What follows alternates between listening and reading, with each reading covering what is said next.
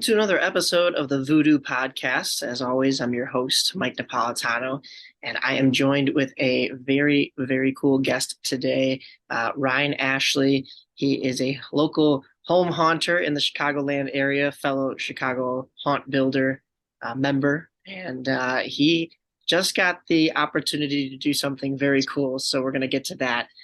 But before I begin with that, I will dive into the fact that it is Evil Dead related, which is why this is so timely. And you are a huge fan. I want to go back to the beginning. First of all, welcome. Thank you.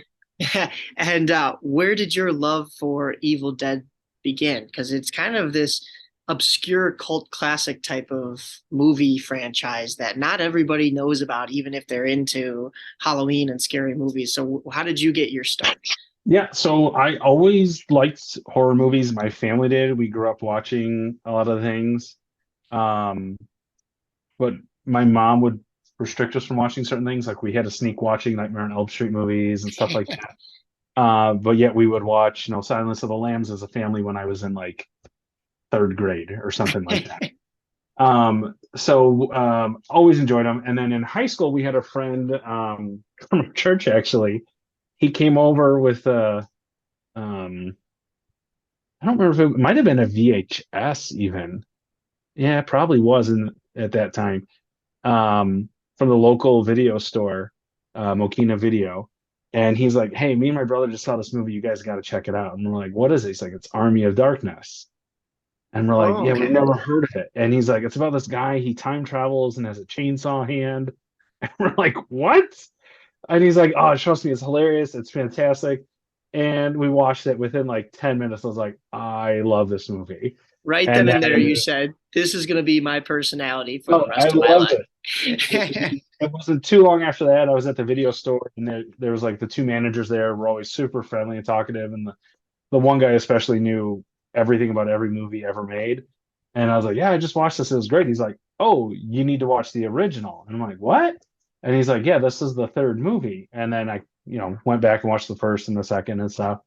And then it just kind of continued from there. And I've always loved it. I've shown a bunch of my friends the movie over the years and stuff. I just last year I showed my kids Army of Darkness to start them. It's a little more kid friendly.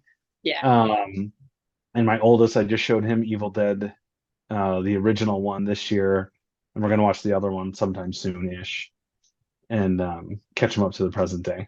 So, yeah, so gotcha. that led me down a big path with Bruce Campbell. I've met him before at a Comic Con. My wife got me like a VIP experience to meet him and stuff. So yeah, I've followed his career for a long time, and I've seen most of the things he's been on. There's some stuff I haven't seen yet, but most of the stuff I've seen.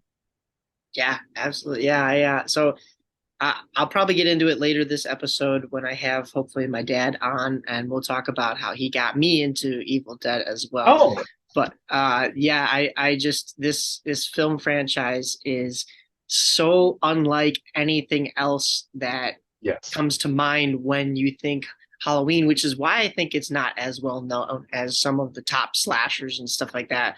Because you're not always going for the blood and the gore. You're also going for the comedy of it, and it's just got Right. so many memorable moments. And like you said, Bruce Campbell, Sam Raimi, everything that they've done, as far as I've seen, has been very cool, very very awesome. Oh But yeah.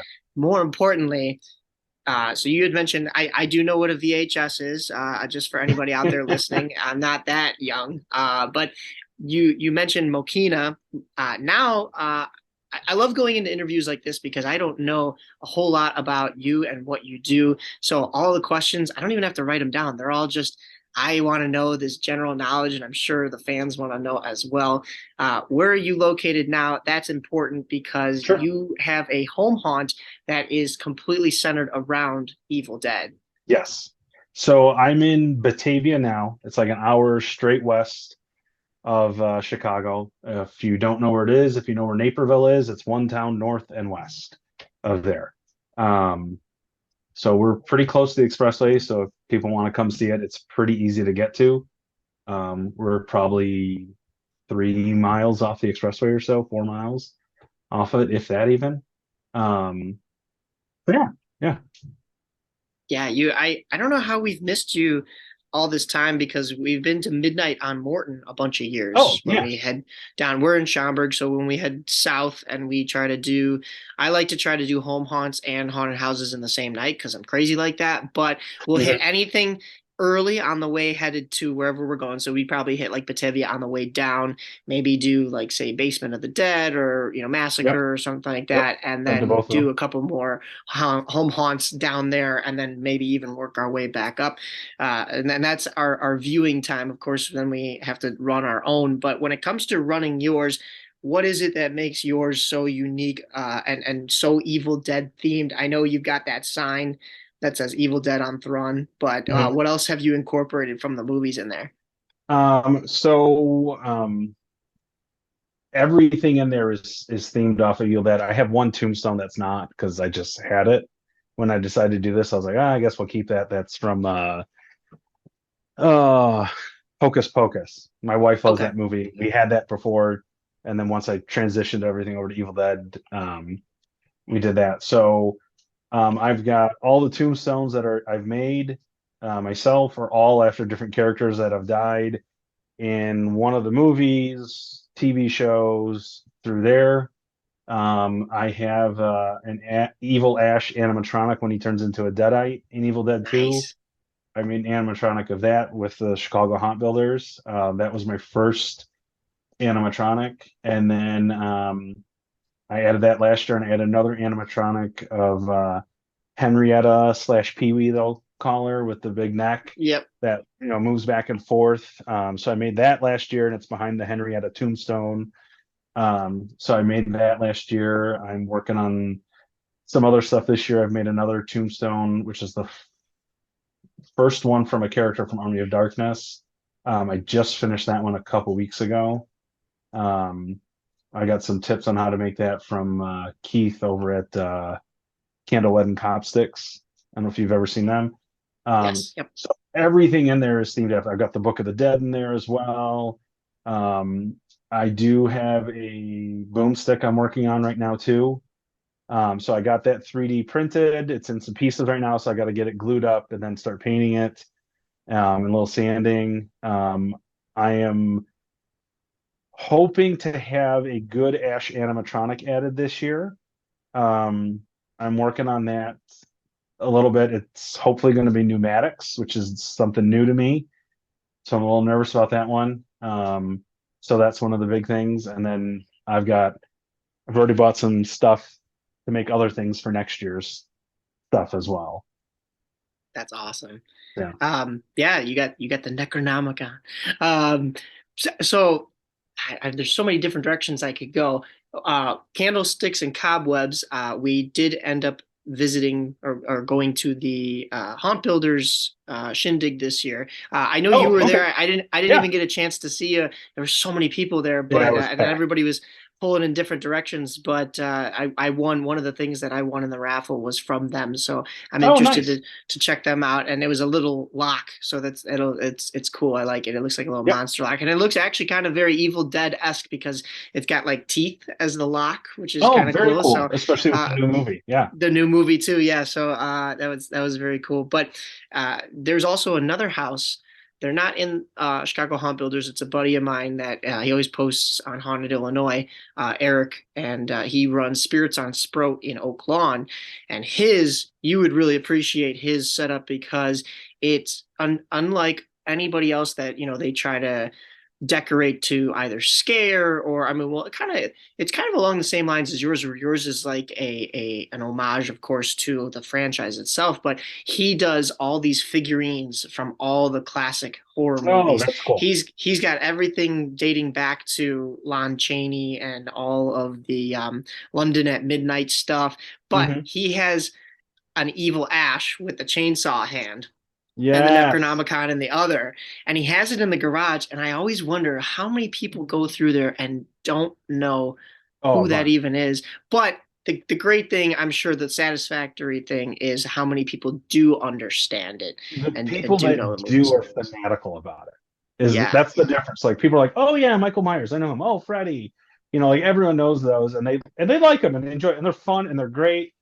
but the people like are like, "What movie's yours after?" And I like tell them like, "Oh, I never heard of it." I'm like, "Well, it's pretty iconic in the horror world." Like, and then the people that see it, they're like, "This is," because my wife makes fun of me all the time for it. She's like, your theme is stupid. Nobody knows what it is." I'm like, "Yes, they do." Like, there's now been 5 movies and a TV show on Yep. cable that was 3 seasons plus a boatload of comics and stuff like that. So the people that I do run into that like instantly know what it is are like, "That is really cool. I've never seen that before," which is partly why I kind of wanted to do it.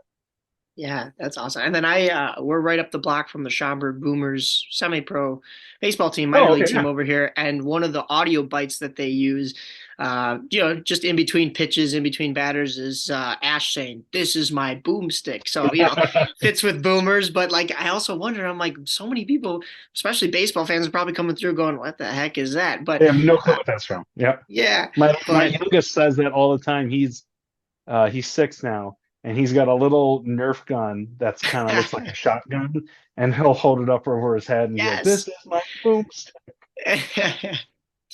So, you got a chance, as you mentioned before, to meet Bruce Campbell. I know you said you were going to try to show him pictures of your haunt. Tell everybody a little bit about what it was like at the event. I know you went to the Bruce. Is it Bruce-O-Rama? Is it Bruce called? Arena. Yeah. So I And met what it him. was like, and how was the conversation with Bruce? So I met him 12 years ago at like one of the Comic Cons. Super funny to watch. Like his Q&As are very different. If you don't know who he is and kind of what he does, you're like, this dude's a jerk. Um, that's just kind of like part of his shtick. It's really funny. So I had made a mistake when I bought the ticket. I bought a VIP ticket. I'm like, okay, every time I've done this, it's VIP. You get to meet him, and whatnot. Well, my ticket was only to just get better seats. And I was like, oh, crap. So I reached out to the production company, the theater. I tried reaching out to Bruce's management. Is there any way I can get this changed? I'll pay the fee, you know. And I didn't have any luck. Bruce's management didn't respond to me, which I kind of expected, which was no big deal.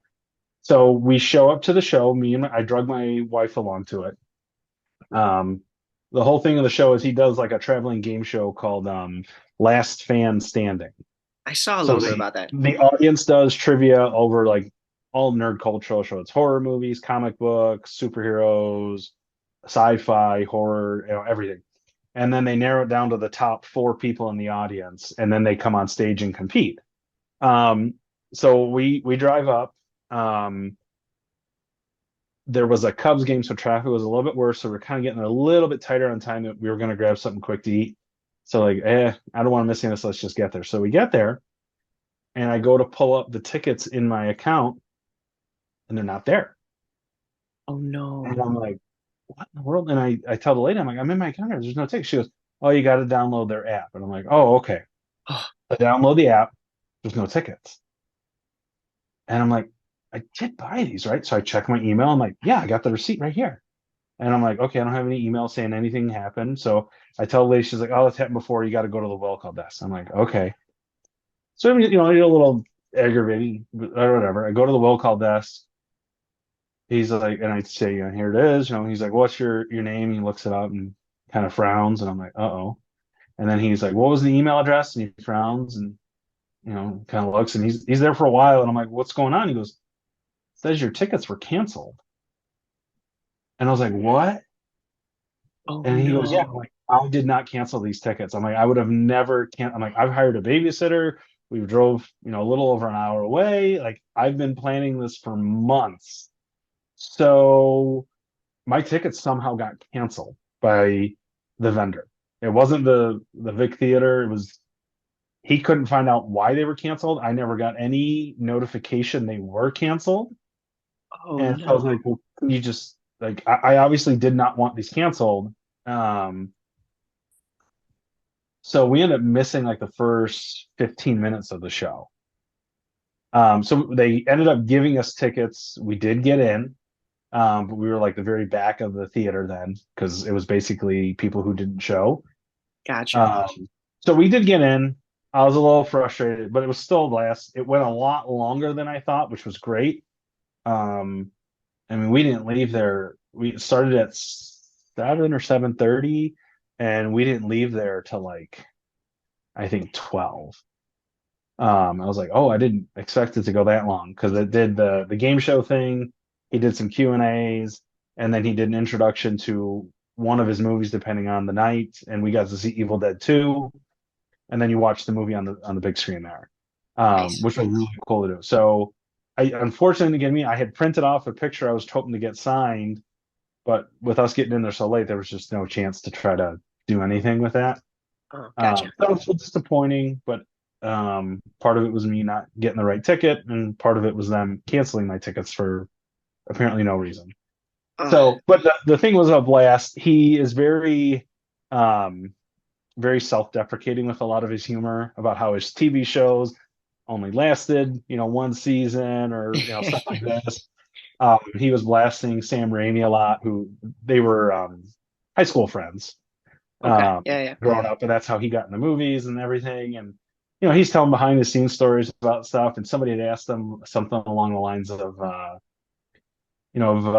the movies you've done, which one, was the most fun? And he's like, none of them. He goes, none of these are fun.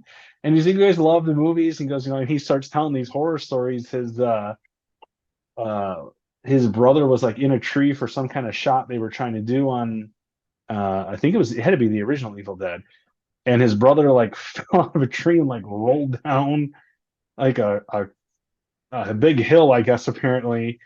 And he had that. He said another guy was some kind of production assistant or something, and he jumped off of, it might have been the roof, I think, and he landed on a board that had a nail sticking through it, and it just went right through Oh, the guy's foot. And they were, this was an independent film, the first one, and he said the guy just took a handle of Jack Daniels, went back to his room, and they didn't see him for a couple of days. And they were like, they'd check in, like, "Are you good?" "Yeah, I'm not working today." And after a couple of days, he came back, and he just said, he goes, "There's all kinds of stuff like that happened." He goes, partly because we weren't very safe, because it's an independent movie, and part of it just they were accidents too. yeah. So yeah, it was a really fun event. My wife, still not a Bruce Campbell fan or Evil Dead fan. But there were some stories that even she was like, okay, that's pretty funny. So yeah. That's awesome. Well, so you said it's twice now that you've gone, and you did get to meet him the one time though, right? Did Yeah, you get so like it a was picture 12 with him? years ago at Wizard World Comic Con in Chicago. My Okay. wife, for my birthday, had surprised and got me like a VIP ticket. So I got to meet him. I got his autograph twice, actually. I don't know if you can see those over there. Oh yeah. One Okay. Yeah. one's just a headshot, and one is an artwork of somebody at the Comic Con who did Oh, I like it. his Evil Dead character and Sam Axe from Burn Notice, and he Oh signed yeah. both of those. That's right. And then I've got some other stuff laying around in my office here too. I But yeah, he totally was super forgot. nice. And I guess from interviews and stuff I've seen, I guess he said like 80% of the time he said like his fans like don't say anything. They're just like hand him whatever is the sign. And there, He asks their name, they say it, and he's like, okay, here you go. But I always try to ask something different. I'm like, these guys always hear the same questions. Oh, I love Evil Dead. What's your favorite moment? Whatever. Or so I either try to ask something different or just try to get them to crack a smile. So I had said to him, and so this would have been, was it 23 now? So this would have been like 2011-ish, 12, something like that. I had said to him, I was like, hey, I've loved your stuff. It's taken a really long time, but I finally found something you're in my wife actually enjoys. And he kind of looked up and kind of smirked, and he goes, really, what's that? And I was like, well, it was Burn Notice, which was on USA. And he yeah. kind of he kind of chuckled a little bit, and he goes, yeah, that's a little more mainstream than most of the stuff I do, isn't it? And I was like, yeah, it is. And he just kind of laughed, and he did the autograph, and I forget what else he said, but yeah, it was pretty cool. And then we had like front row seats. They brought some of the original cast from Evil Dead back at this thing, and they did like a Q&A and stuff, and then he did his own Q&A. And it was a blast. He was absolutely hilarious. It's somewhat seeing like a comedian, like just his presentation of stuff, and somewhat seeing just movie trivia and back information. Like even his books are really good. Um, I've read all of them but one. He's got four. I have the fourth one. I just haven't gotten around to reading it yet. But yeah. That's awesome. Yeah, I've forgotten that he was in Burn Notice. But yeah, Burn Notice, my generation probably knows him. If you're listening and you have no clue who we're talking about, first of all, feel shame. Second of all, he was the was he? Oh, he was the gym teacher. I always forget if he was bus driver or gym. He was the gym teacher in Gym Sky teacher. High. Yep. Yep. Yeah, hero, sidekick. Captain Boom, wasn't it, or something like that? I think so. Oh, that's so funny that it was Captain Boomstick. Yeah, Yep. and then of course he's been in everything that basically Sam Raimi produces. Not Yep. everything, but A lot. cameos in the original Spider-Man trilogy with Tobey Maguire, and then even a cameo in the new He Doctor takes Strange. offense to saying it's a cameo in Oh, Spider-Man. He takes I offense to that. It's pretty funny. I Yeah. apologize. Yeah, he's a very integral character in that. He was he just singing? Was that just the Well, he Spider-Man? jokes in the first one. He's the ring Oh, announcer the when ring, he's yeah, going to the ring announcer. wrestle Macho Man, who was like Bonesaw, I want to say was the name. And And he Spider Boy, jokes, or yeah, he jokes. He's like, if it wasn't for me, the whole franchise would have been called the Human Spider. He goes, I oh, give the the human ring spider. Spider-Man. And then in Yeah. the next one, he's the snooty waiter. Um, Yes. Yes. and then in the third one, he's the maitre d', if I remember, who helps Peter Parker propose or something. Yeah. When he does at the ring in the So he yeah. jokes the second movie, he's the only person to ever defeat Spider-Man. And in the third movie, he's the only person Spider-Man went to for help. And it was just a mere mortal that he goes Oh to. my. So it's pretty Yeah, funny. I haven't seen those movies. I meant to go brush up and rewatch them, of course, leading up to Marvel's, most recent Spider-Man movies, especially when they brought Tobey Maguire back, but I never did. But yeah, I forgot he had different characters. That's so funny and all of Well, that. he even talks about at the show, he said the first Spider-Man movie, he's doing this part. He shows up, he meets Tobey Maguire, and Tobey Maguire's like, "Oh yeah, you're Sam's high school friend. Yeah, yeah, yeah, nice to meet you." And he's like, "Oh, okay." And he goes in the second movie, he shows up, runs into Toby again on set. And Toby's like, "Wait, you were in the last movie. Are you playing a different character in this movie?" And he said, "Yeah, Toby, it's called acting. You should try it." And then Yeah. he said in the movie he runs into Toby again, and Toby saw him and was like, "Oh, I guess we can't make a Spider-Man movie without Bruce Campbell." And he's like, "Yeah, Yeah, you're yeah. starting to get the picture now." Yeah, oh my goodness. Yeah, and welcome to the Bruce Campbell verse where yeah, he's always playing and apart from in Evil Dead, of course he's always still Ash, but in most of these other things he's just switching characters and and Yeah. and being goofy in the background. And then of course the most recent Doctor Strange movie was Pizza Papa. directed by yeah he was the pizza ball guy. Yeah, they were in a different universe and there was a food that was like a meatball but it was pizza. And Sam Raimi of course directed it because it was supposed to be a little bit darker, a little bit scarier Marvel movie, and I think they nailed it. And the Yeah. the cameo, especially him at the end after he's done hitting Yes. himself, that was pretty good. Okay, I won't call it a cameo though. His Yeah. pizza His ball performance. vendor role, his performance, yeah, is pretty good in that one too. I went to see that in theater just because he was in it. All right. Like that was, I mean, even Burn Notice. The only reason I started watching the show is I knew he was going to be in it, and I was like, "Oh, Bruce Campbell's got a new show. I'm going to watch it." And then I was like, "Oh, this is a really good show." And then I got my wife into it, I think in the second season, and she enjoyed it. And we watched that every week when it would come out. We watched that until it went off the air. I don't know, was it nine? I think 9 seasons it went or something like that. Something like that. Yeah, I wasn't as dialed into that one, but definitely, of course, the Evil Deads and or the original Spider-Mans and this most recent. Are you a big Marvel fan when it comes to all the other movies, or was it just like you Yeah, said for Bruce I Willis? always watch them. I haven't. I mean, I've probably seen a fair number of them in theater. Um, but just with everything else we got going on and three kids activities, it's hard sometimes to always get out to see everything you'd like to see in theater. So Gotcha. you got to kind of prioritize it a little more. But that was one where um, I think it was opening weekend. I think I saw that, and I got the kids to bed, and I went there late at night, and I was like, I'm going to see this. Kids are in bed. Have a good night. I'll be back in a couple hours. And I went to see it just for him. And I also love Sam Raimi stuff too. He's been great. Yeah.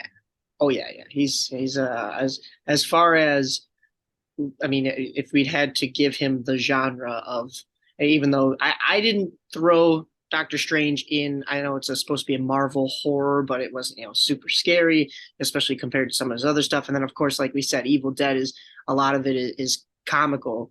But if we were to throw him under the horror category, he's one of the more underrated, just because Oh he's yeah. not as known. It's all these cult classics. Well, But even stuff he's produced that wasn't his directing, Crawl, Don't oh, Breathe. Those are movies he's produced as well that are kind of in that horror vein. I didn't even And realize then he the was a part of those. last, I mean, supposedly he says he wants to do another horror movie, which the last one he did was Drag Me to Hell, which was great. Yes, I did see that one. I don't believe Bruce Campbell I was in don't think that he's one. in it. No, Yeah, which was a little he's not interesting. what we expected him to be in it. The car's in there. Um, Yes, yeah, uh-huh. Sam's always got the classic, the Delta 88, 1973 Delta 88. It's always in there. So yeah. Yeah, my dad had rented that one a while back and we watched it and I thought it was good. Of course still Evil Dead comes first, but I thought it Oh was a yeah. little weird. He, who it stands out that he could have used as um Bruce Campbell in that one as a character is when they're at the bank and they're telling the lady that she doesn't have there's no money and not enough money to buy the house back or something like that. You could have had him as one of the bankers. I know the main banker Right. was of course the main characters that gets cursed, and not to give away spoilers, but yeah, you could have thrown him in just as like a background role there or Right. something When like I that. was Because I watching, I always went to the theater to see it, and I was like, "Oh, here comes Bruce Campbell. He's going to be her boss or something." Is what I thought. yeah, right, And it right. didn't Because then happen. I was like, "Oh, okay." I always think of the scene then when you go to the original Spider-Mans, like Sam Raimi, the bank scene where they're sitting down with Aunt May and Peter Parker and they're talking to the banker who is Joel McHale, which I'm a huge Community fan too. And Hmm. back when he had was it Talk Soup too, Talk was soup. was, Yeah. was pretty Oh yeah. good. But yeah, that it seemed like those movies kind of paralleled that banker type Yeah. sit down scene, which I thought, oh yeah, you could throw Bruce Campbell in there. But yeah, no, that's great. What you had mentioned, we premiere weekends, and just this past month, just a couple weekends ago, was the premiere weekend for the new Evil Dead movie. Now, I know the newer ones are made to be scarier. They still, I thought, I saw it. I'll let you give your thoughts, but they have a lot of the original classic lines and tropes from, of course, the trilogy. But what have you thought about the new, scarier versions? And as a more casual fan, do you think they're trying to maybe tie it into some kind of a similar universe, or is it its own thing? And are the new two scary movies? Do you think they're kind of connected? Or is that what they're Oh, leading towards? so there's a lot of different theories, and even the directors and Sam Raimi and Bruce haven't been the most forthcoming with information. Um, so to answer that, one, they've already said they're making another movie. So they're going to make another Evil Dead movie, possibly multiple movies, which I'm like, great, love it.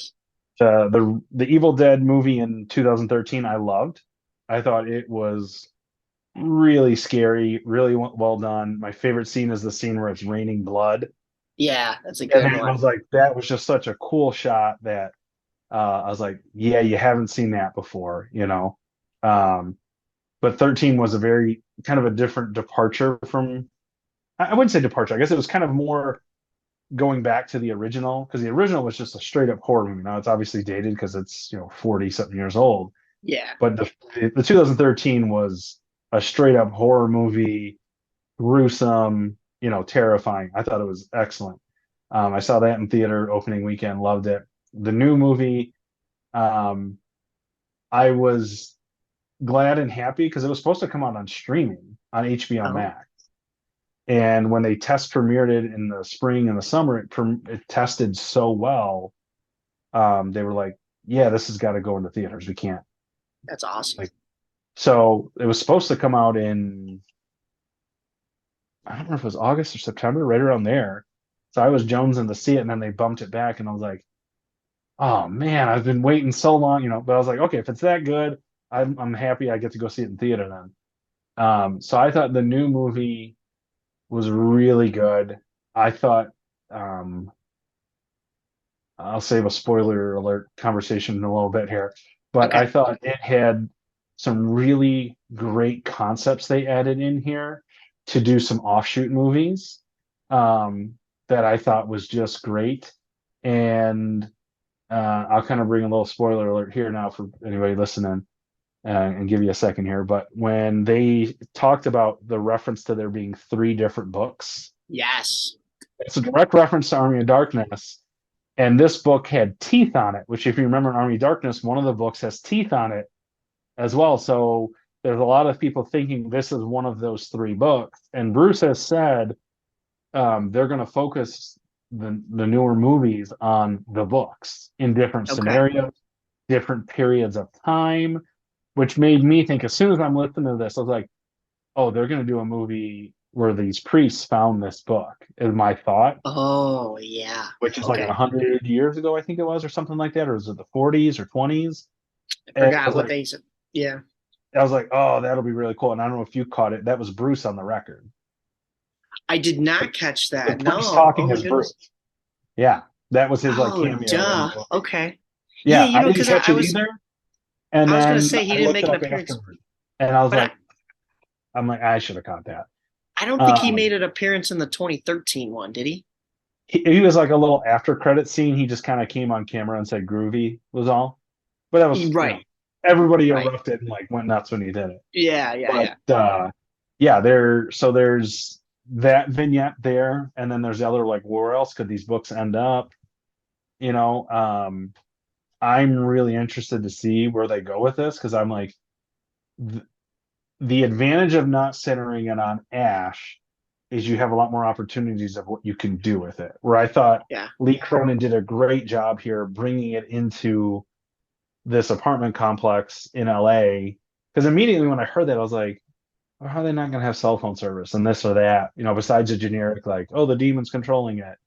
And when they did the earthquake, I was like, oh, that's a great idea right there. And I also was like, well, I can still get out of the hotel. And they had the stairs collapse and then the elevator was possessed. I Yeah. was like, oh, that's a really great idea. Like to still have it in a city, but still isolated like that was great. And then there's some talks about them going back and doing the cabin scene that kind of caps the movie in the Oh. beginning and the Yeah. end, Hmm. that they may do what that story was. Um, so there's definitely like, a multitude of stories they can kind of vignette out from this movie um, that I love. My wife, not a fan of the movie. It was too scary for her. She's not a big fan of horror movies. But I made her go see it anyways. So She she must have was, a fun October coming home and looking at her house every day. yeah. Well, the Ash animatronic I have, it's life size. It's like 6 feet tall. And when I had got it, I had built it, and I was putting clothes on it because it's like a PVC pipe frame with a motor that moves it. And I had it built initially, and then I was putting the clothes on and trying to get them to fit differently and stuff. And I had it in my office, and there's a treadmill and an elliptical down here that we'll use. And I forgot that it was down here, and it was dressed up, and she opened the door, and there's this 6 foot man standing there. She scared her for quite a while. So then she made me move it to the laundry room so it would stop doing, because she would get up at 5:30, 6 in the morning, and it would get her. And then she did the same to me. When I was tearing stuff down, I had it in the garage, and she moved it to the basement and in my office, and I didn't know. And the first day I came down for work with it, I was like, "Oh God," and it just didn't realize the thing. Yeah, Oh my god.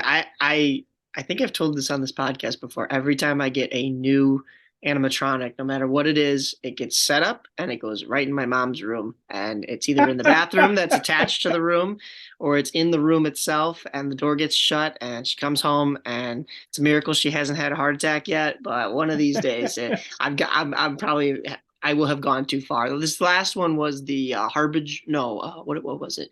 It was the uh, it was the ram's headed creature, which I thought was very Evil Dead like, considering yes, it has so many ties to, 666 and what was the name of uh it's gonna escape me now, but it was a thing from Spirit, and it was just this Right. I big know what you're talking Rams. about. I just don't remember what it was called. Yeah, and it's the name of a satanic deity. So yeah, that's always a good thing to put in your mom's bedroom, right? Yeah, it'll come to me eventually. But yeah, no, with these new movies, I like that they're going to be connecting them. I'm hoping that they're probably going to connect the 2013 movie with this new one and just say they were different. Point out the fact that they were different books, maybe, and Right. then of course. Connect it back, like you said, to how they had the original three books. And I don't know if they would connect. I mean, I'm sure at some point maybe you have Ash in there, but it's going to be a little bit hard to do the comedy side of Ash with how dark these newer movies are to kind of Right. balance that. So I am, like I said, I'm more of a casual fan. I need to go back and brush up on all my stuff. I've even seen, of course, the Netflix series too, Oh yeah. Well, Ash that was on versus Evil Dead. Stars. That was Yeah, yeah, originally on Stars, and that's kind of why it failed because it was on Stars. yeah, yeah, yeah. True. Well, Bruce has even said that basically. I didn't But get to date, stars. it is the most illegally downloaded, pirated show of No all time. way. That's And that's so, that's a record you kind of want to have, actually. so part of the thing was like, even me, I'm a huge fan, and they were like, "Oh, it's on Stars," and I was like, "Well, I don't get Stars," Right, right. and I'm like, I didn't want to buy a monthly subscription every month for it, and then they had an app for it, but the app would crash all the time. You couldn't watch a show, and then the app for users outside of the US, you couldn't get Stars. But they Oh, were like, gotcha. "Oh, download an app, you can get it that way." And then when you would go to download it, app not available outside the United States. Oh, So like worldwide, like most, I mean, I don't want to say most, but worldwide fans could not watch it outside of the U.S. So they pirated it because that was the only way they could watch it. Um, gotcha.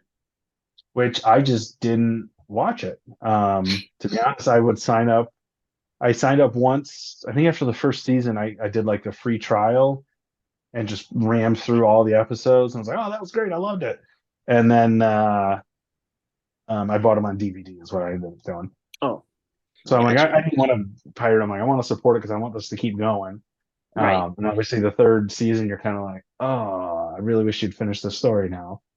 You know, right. Yeah, yeah, but they're yeah. talking about doing a animated series because Oh, Bruce has said he's retired from playing Ash.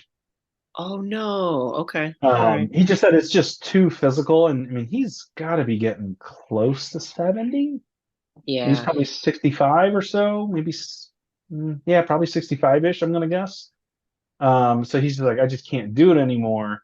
But he's like, I can do the voice. So he's like, for video games, he's like, I will do that. oh, that's gonna Um, be sick.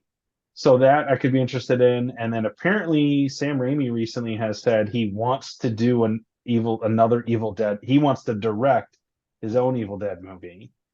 Nice. And Bruce then because he said he retired right after the show was canceled, basically. So it's been, 5, 6 years or something like that. Yeah. And Bruce has said that if Sam Raimi came back to direct another Evil Dead movie, he would do it. Okay, that's all So we there's need. there's been a couple other things, but there's some rumors they're looking at it. But I mean, I know they've looked at it for years, and Sam, I'm sure, is going to be really busy after the success of Doctor Strange and the Multiverse of Madness. And I think he's already booked to do the next Doctor Strange movie. I think they Oh liked wow. him that much. Okay. Yeah, That's awesome. Yeah, well, that storyline does kind of have to continue, so that makes sense. yeah, But yeah, as long as he we get was him great back. for it. Right. Yeah. I would be thrilled with it. I would be thrilled with it. So yeah, so we'll see what happens with that. Yeah, I'm excited for all that on the horizon. I was a little disappointed, but as soon as the show made it to Netflix, I think my dad was the first one I told about it. I was like, "All right, Oh, it's I've there. watched We're it. we're good."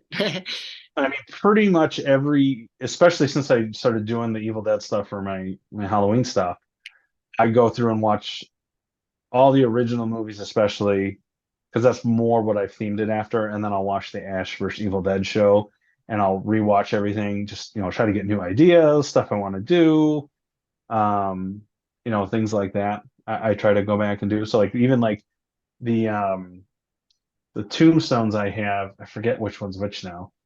Um, but like one is Brock Williams, it's Ash's dad, which is Lee Majors, the actor. So this Yes, is when I yeah. did So I have the death date like the day he dies in the episode when it aired. Well, there's no birth date for like these characters on it, you know? So I just use Lee Major's actual birthday when Oh, he's okay. born. So like for all the actors on these tombstones, the birthday is pretty much the day of the actors. Okay. So like Lucy Lawless has one, you know, for Ruby in the show. Yep. Um, Henrietta. I think I ended up using. No, I did find the original actress who's like dressed up as her. That took some digging to find that, but there was one who. Which one was it? I'm looking right now at it. Uh, yeah, Lem. He's from the show too. I could not find the actor's birthday. Couldn't find Okay. it anywhere. So I just was like, well, he's the same age as Bruce, so I used the year, and then I used my youngest son's birthday for it. Oh, there you Is what I go. ended up for, to put it on there. Gotcha. So other than that, everyone else, it's their kind of the actor actresses' birthdays for all the tombstones. Little Easter eggs in there. Nice, Yeah, nice. little stuff like that. With a lot of it.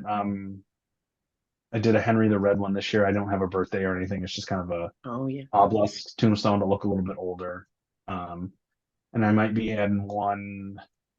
I haven't decided. I might be adding one from the new movie this year. If I Okay. get enough time to make another one, I will. I'm making my my niece and nephew a tombstone as their birthday present because they both love Halloween stuff. Love it. Um, so yeah.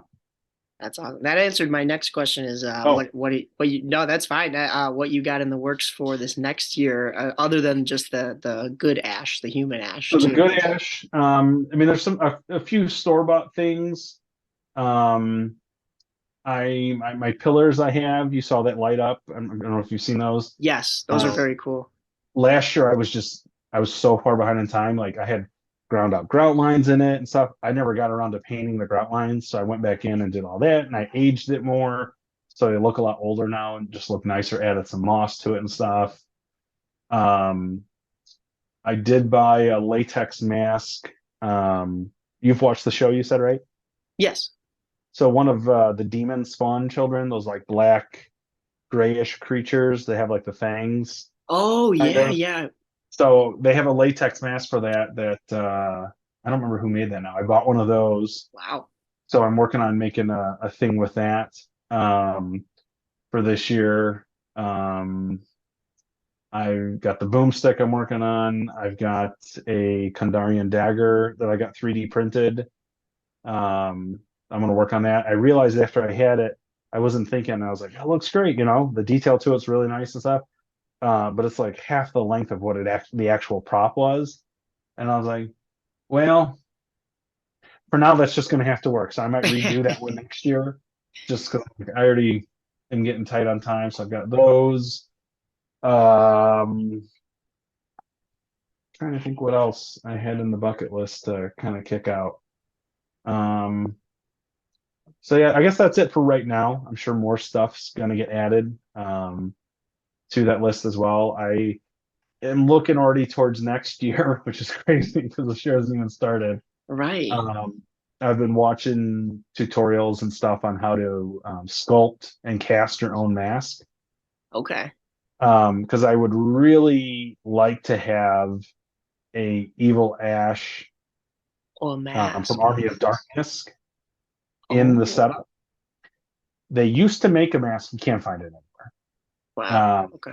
I have found some people that make ones that are incredible. They look great, but just the mask itself is like $400. And I'm Dang. like, Wow. Oof. and being latex, like it will deteriorate and it'll break down over time, especially being outside. Yeah. I can't spend $400 on something that's not going to last. So I was Right. like, if I could cast my own, so I've been watching that. I'm hoping next year I'll learn enough where I can do that. My son has finally given me the go ahead to make him a mask for Halloween. Um, so I've got a couple different ideas. I got to throw them out his way, make sure they approve it's scary enough for his Halloween costume. Nice. So if I do, I'm going to make that for him. If it turns out good enough, then I'll use it the following year in the setup. it won't be Evil Ash. I'm not sure what it's gonna. I had one where it's like the Book of the Dead on his face, kind of was the Oh, concept, oh yeah. like in Pablo in the show. Right, right. Um, and then the other idea was kind of just a Deadite where it's got like those really protruding eyebrows and cheekbones.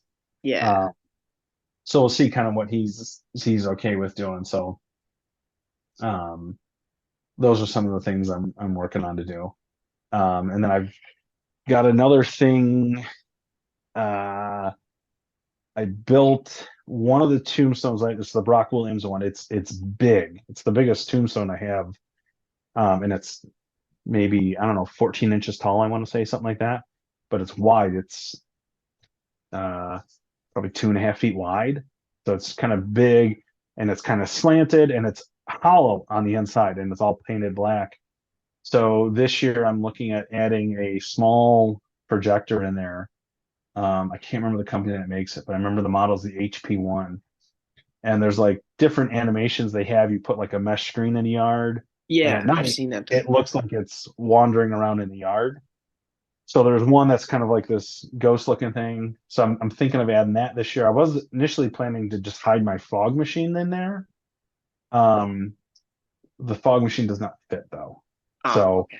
we got to repurpose it for something else and figure that out. So I've Gotcha. got that. What's the other thing? I just thought of it that I'm working on. Um,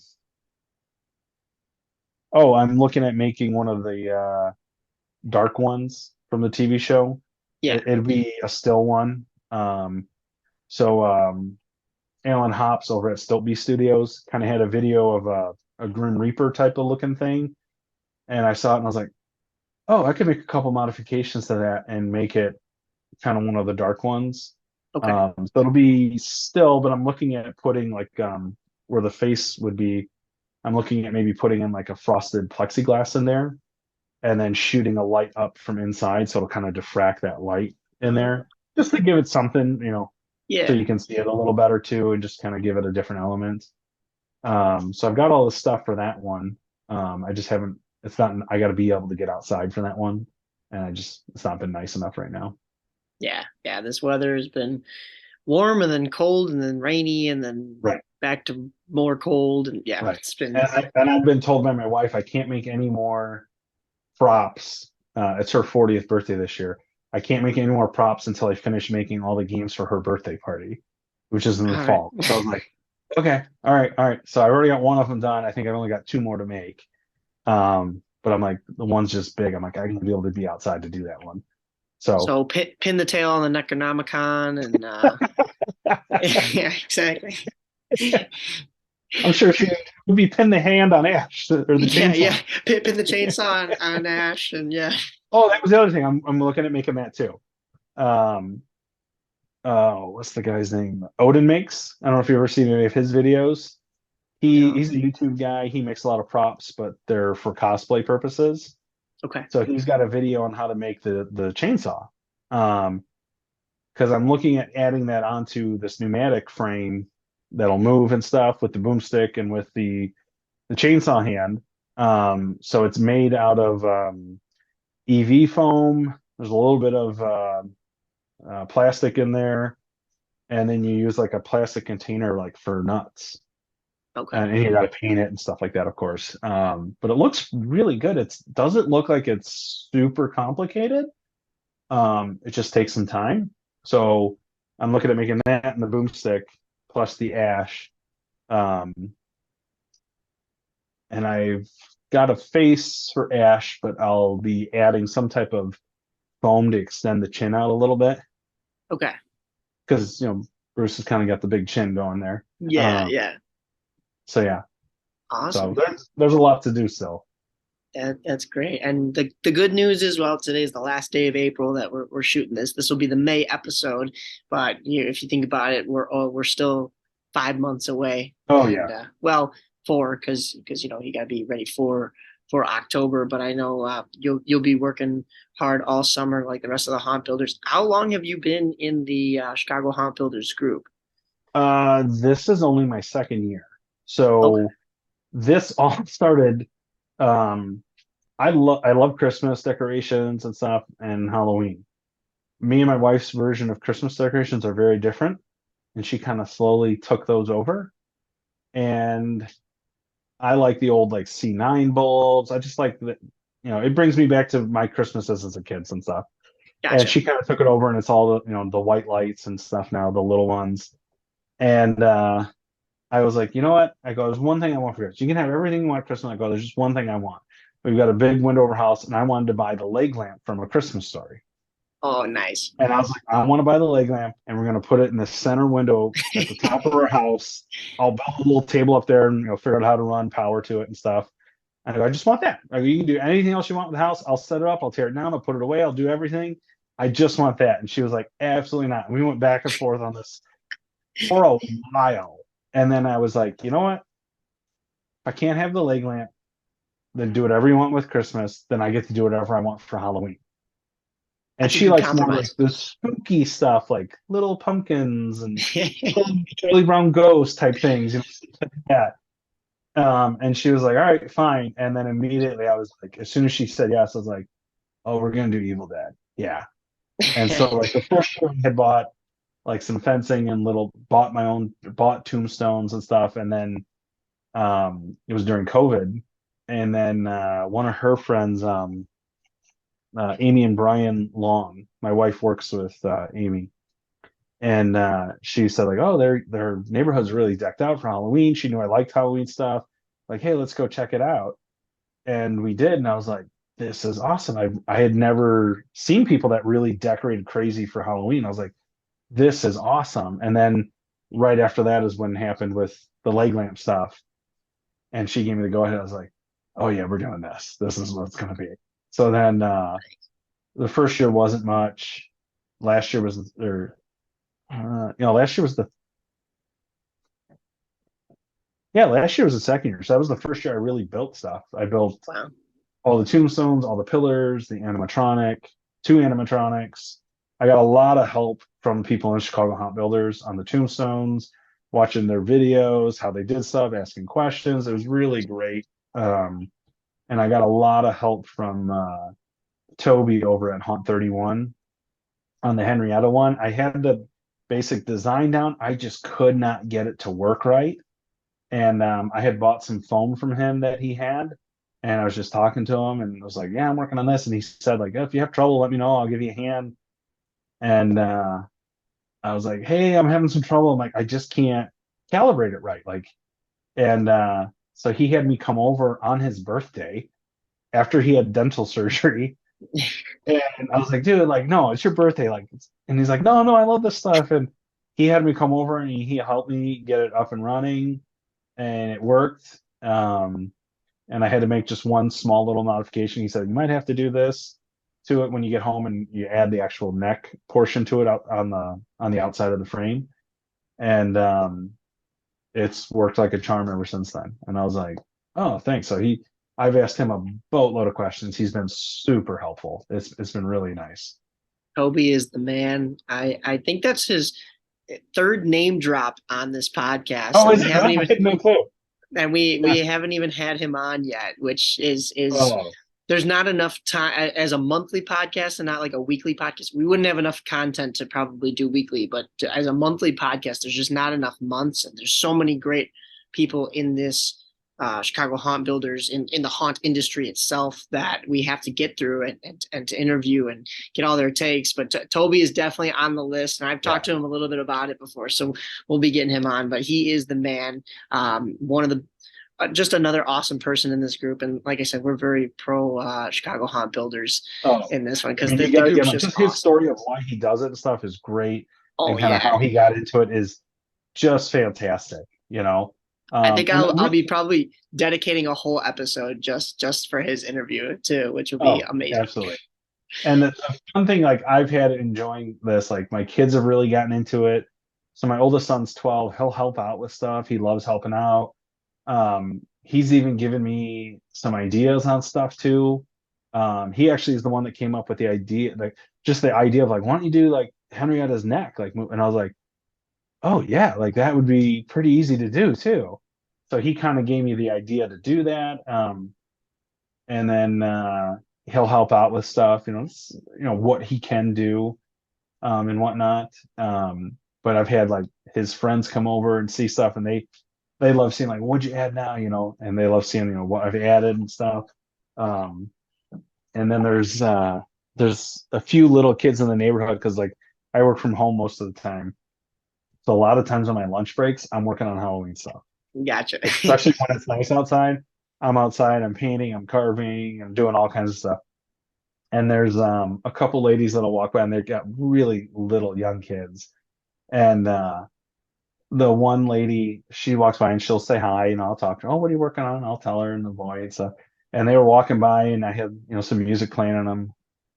I think I was working on the pillars back then. And the boy got really excited, and stuff. And the mom's like, "Oh yeah, that's the man. He's working on this, doing that." And the little boy just goes, "I love that man." It's just the funniest thing in the world, you know. So I once it gets nice out, if I see her outside, I'm gonna ask her like, "Hey, if it's okay, I'll make him like a little tombstone he can put out in his yard. That'll be Oh, like his that's own." awesome. Um, I'm like, if she, as long as she's okay with it or not. And then there's another lady or two other ladies. Um, I don't know how old her kid is. He's probably 5 now, I'm gonna say. She would drop her kids off for school, and we have one of the big 12-foot skeletons there, which isn't Oh yeah. total Evil Dead, but it's in the vein.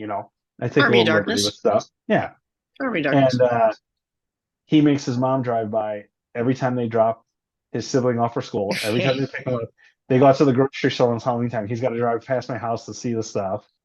So Oh my she stopped, gosh. and then there's another little boy. He loves coming seeing the stuff as well. So yeah, That's so good. That's it's cool. awesome. It's fun.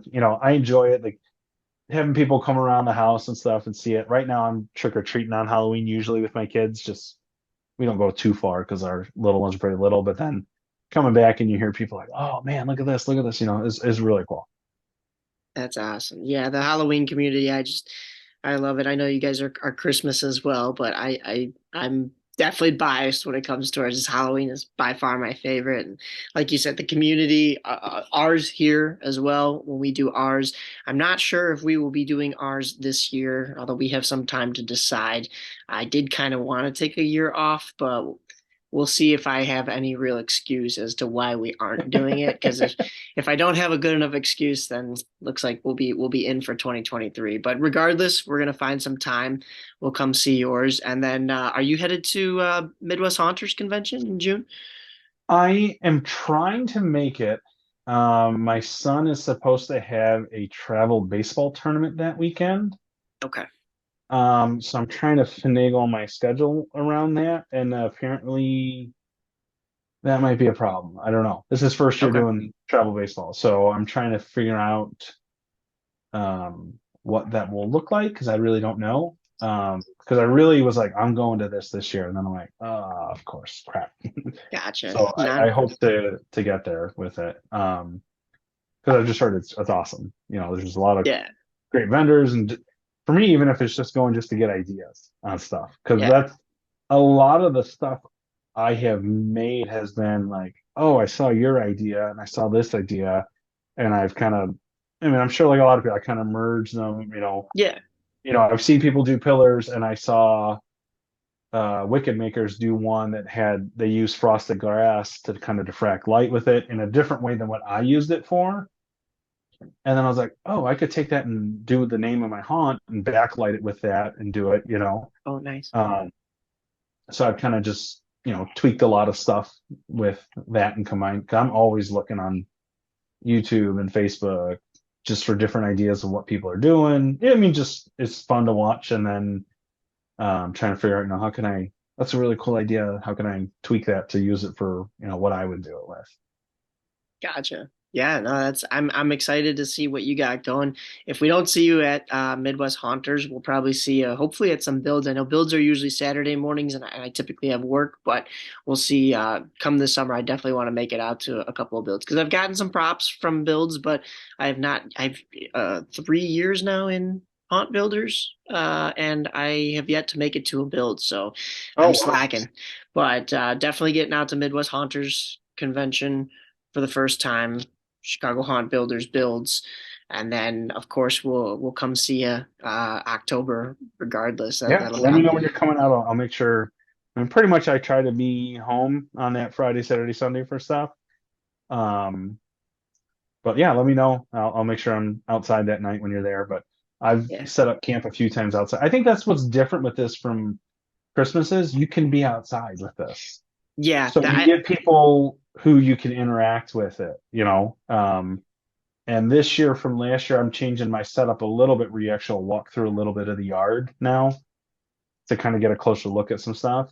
But you actually get to like talk to people. So it's a little more social than yeah Christmas decorations. You're sitting in the car because it's so cold. Where yep. this you can actually get to talk and it is cool. Like we went last year we went up to the northern suburbs. We did like Lake of the Hills, Algonquin. Those are really good out there. Um yeah, it was Holiday Habits. We did Yep. Toby's at Haunt 31.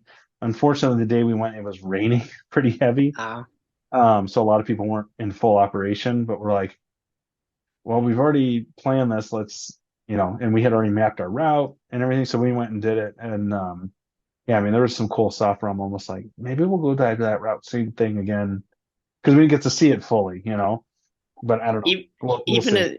even in the rain, some of those are magnificent, and I'm glad somebody else has pointed that out other than me about the difference between going to see Halloween houses and going to see Christmas houses, because I've always made that argument about the Christmas weather and the less interactiveness. I'm not even going to say anything about the Halloween October weather because even though it's April, I don't want to jinx anything. So I'll Yeah, knock it's on pretty some rough wood this past and year.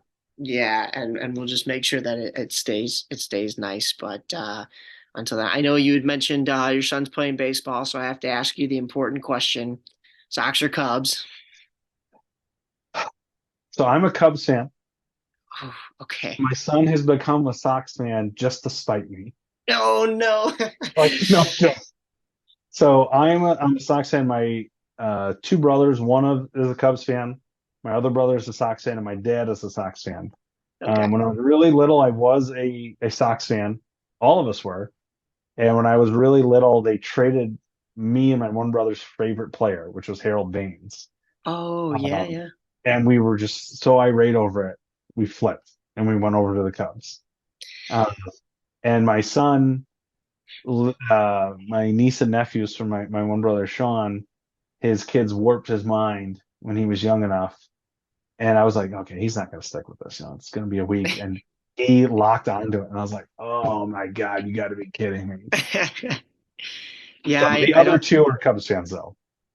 Okay. All right. From So, my perspective, I don't know if there is a right answer these days, because my White Sox, well, we just won today in incredible ninth inning fashion, but in my eyes, I have had it with this team. They're supposed to be good, 10-game losing streak, and it's tough because I don't want to give Jerry Reinsdorf and Rick Hahn any more of my money. So like I said, I don't know if there is a right answer these days. I'm not going to flip. well, I'm going with to stay that, true, but. since the Cubs have brought out the Marquee Network, I have not watched one game. Yeah, that's true. A lot of Cub I, fans have that same I issues. won't. And I was like, this is ridiculous. Like, you're killing, I mean, it's a whole nother podcast. You're killing Yeah, baseball doing stuff like this. it's a classic Chicago thing to have something nice and then just completely ruin it, you know? Right. I was like, did you not learn anything from the Blackhawks? Which I see all the Hawks stuff in your Right. background. I'm like, Yep. did you not learn when they made it really hard to watch games? Their fan base plummeted and they were ranked the worst run franchise in sports. Oh yeah, yeah. I this is usually where I film my talking pylons, plug that podcast because we do all NHL, but of course we're here in Chicago, so I have a little bit of bias. But even then, it's if it's underperforming supposed championship teams that the White Sox build on the South Side, or it's sending all the games over to a private subscription service with Marquee, or it's I don't know. The McCaskies typically running in the Bears into the ground, but we'll see this year. I think they're gonna have a Sure. much better year. And then of course, Jerry Reinsdorf also owns the Bulls, so you can never Yep. have anything nice there. And also a team that is supposed to be a championship contender and can barely make it in the playoff or play in rounds. And then what else we got? Oh yeah, of course, my beloved Yeah. Blackhawks, who have these great Stanley Cup championship winning teams, and then it comes out that there may have been a scandal, you know? So like I said, Chicago sports, you can never get out of the woods Um, I cleanly. think at Chicago sports, their faith is all in the Bears right now. Yeah, yeah, They're, basically. everything's looking better and looking upward, and yeah, yeah, Yeah, out of the woods like Evil Dead. We'll get yeah, but yeah. So, that's awesome. I about the I also like that it just jogged my memory again now is that the Christmas story lamp that you brought up, how it's kind of, I guess my generation would call it meta, or like it's reflective of the movie, that here's the husband in the movie super excited to get this lamp and the wife hates it, and it wasn't even a lamp beforehand, it was just this prop from the movie, and now that it's become such a famous right. key piece of the movie, now it's happening in real life where the husband wants it and the wife is like no, so that's awesome. I even like tried to negotiate with her. I was like, "Listen, let me get a cardboard cutout of it." She was like, "No," and she's like, "How much is it?" Because I looked at the actual lamp; it's like $250. So it's not cheap, but I'm like, it's expensive. I'm like, you Yeah. can get a cardboard cutout for $40. I put a spotlight on it, and she was like, "No, I'm not doing that. It's so tacky." I'm like, "That's the whole point of it." And she's like, Yeah. "Oh, it's nice, pretty lights and stuff. All this white, clean lines." And then I was like, "Okay." And now, like, pretty much all of her Halloween stuff she had has been thrown in the garbage or given away or Goodwill or whatever. And she's like, "What? Like, could we have some of like the fun, spooky, like Garfield Halloween type stuff?" And I'm like, "No, no, no." And I'm like, my stuff's not like overtly scary at all. No, but Um, but it's yeah. it's got to fit the theme. Yeah. If you would have bought that lamp, you would have been dead by dawn. That's for sure. Right, exactly. Perfect. Favorite Evil Dead movie line before I let you go. I know I've taken up a lot of your time. What's your favorite one? Oh Your man. go-to? Probably the boomstick line, this is my boomstick is probably my favorite. I mean, there's so many. Um, and there I probably like that. The come get some line I Oh yeah. love in the original. And the new one, I know Yes. they reuse that line. I wish they hadn't totally reused it. I wish they had just tweaked it a little bit and just kind of made it their own a little bit more. Like that line felt just a little forced in it. Yeah. I think they could have reworked that line a little bit where you could tell like, oh, they're paying homage to the original, and it Yeah. would have fit more with it. Um, so yeah, I think, I mean, yeah, there's just so many. Um, I mean, yeah.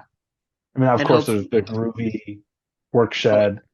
true, true. I mean, there's just, and then the TV show's got a whole bunch of. Oh yeah. But that's the other thing too. I've actually gotten a lot of help, a fair amount of help. There's a group called the Knights of Samaria, Oh, which is a okay. reference to the show on Stars. And Yeah. I've gotten a lot of help. There's a lot of guys there that they make prop replicas, and I mean, this stuff looks Oh wow. top notch. And I've gotten a lot of ideas from stuff I've seen people do there that I can kind of pull. And there's been some guys I've even asked, like, "Hey, I need to build a chainsaw, but it can't be heavy and it's got to be able to be outdoors and be durable." Right. And one of the guys in there, Brett, he has a site called Brett's Groovy Chainsaws. He makes replicas out of the original Home Light chainsaw. Gotcha. He takes it and mods it up and everything. And he was like, "Yeah, look at Odin makes. He's got one." He goes, "I think it'd be perfect for that." And I saw it and I was like, "Oh, that's great." So that group there is really cool. And there's another group, Ghost Speeders. There's a lot of similar people in those two groups, but I've gotten a lot of good ideas from just seeing, different stuff people have done for cosplay or, props they've bought and stuff. I'm like, oh, okay. So like, I might buy a cheese grater for this year's. Nice. And Yes. I'm just trying to think of how to add that in somewhere, um, and then like next year, I haven't figured this out. I'd like to get some little like action figures, maybe 8, 10 inches tall, and kind of paint them up to make it look like Ash. And Okay. I'll probably have my mom sew little outfits to make them look like Ash. and I want to hide them throughout the yard and have like little contests for kids. Oh, that's I'll cool. have 10 of them hidden in the yard, go to the Facebook page and tell me where all, send me a message, tell me where all 10 are, or send an email to me, and I'll give like a kid a little, I'll give a kid, hey, I'll make you a tombstone, or something. Um, just something, Nice. have fun for, the kids and stuff like that. You need Home Depot to make you a 12-foot cheese grater. That would be perfect. That'll be the next one. They're rolling it out. I can smell it Yeah, already. yeah, I would love it. Awesome. Well, thank you so much. We will definitely have to get you back on when there's more Evil Dead news, new movies, new Yeah, let series me know. coming out. And then, like I said, if we don't see you at Midwest Haunters, we'll see you at some builds maybe, and then also, of course, when we come see your display in October. One more time for all the fans, where can they find you? Social medias, and then of course address if they're coming to see the haunt itself. So the website I'm using right now is mostly Facebook, really. So it's facebook.com/ the Evil Dead on Thrun. It's actually pronounced Troon, but it looks like Thrun, so I just say Thrun because it's easier for most people. So Facebook / the Evil Dead on Thrun, you can see it there. I do have a Twitter account. I don't really use it. I'm planning on using it more. I don't really use Twitter. You can do that. If you want to email me, the Evil Dead on Throne at gmail.com. And then I'm in Batavia. It's 1202 Thrun Drive. We're pretty much, if you're familiar with Chicagoland area, we're pretty much at Butterfield and Kirk is kind of the two nearest major intersections. Or if you know where Fermi Lab is, Yeah, we're the subdivision straight west of it. Like, um, we've ridden bikes with the kids and stuff over to Fermi Lab or walked even. nice. It's not far at all. So yeah. So feel free to come check us out. If I'm not outside, feel free to ring the bell and I'll talk all things Evil Dead or answer any questions or whatever with you guys too.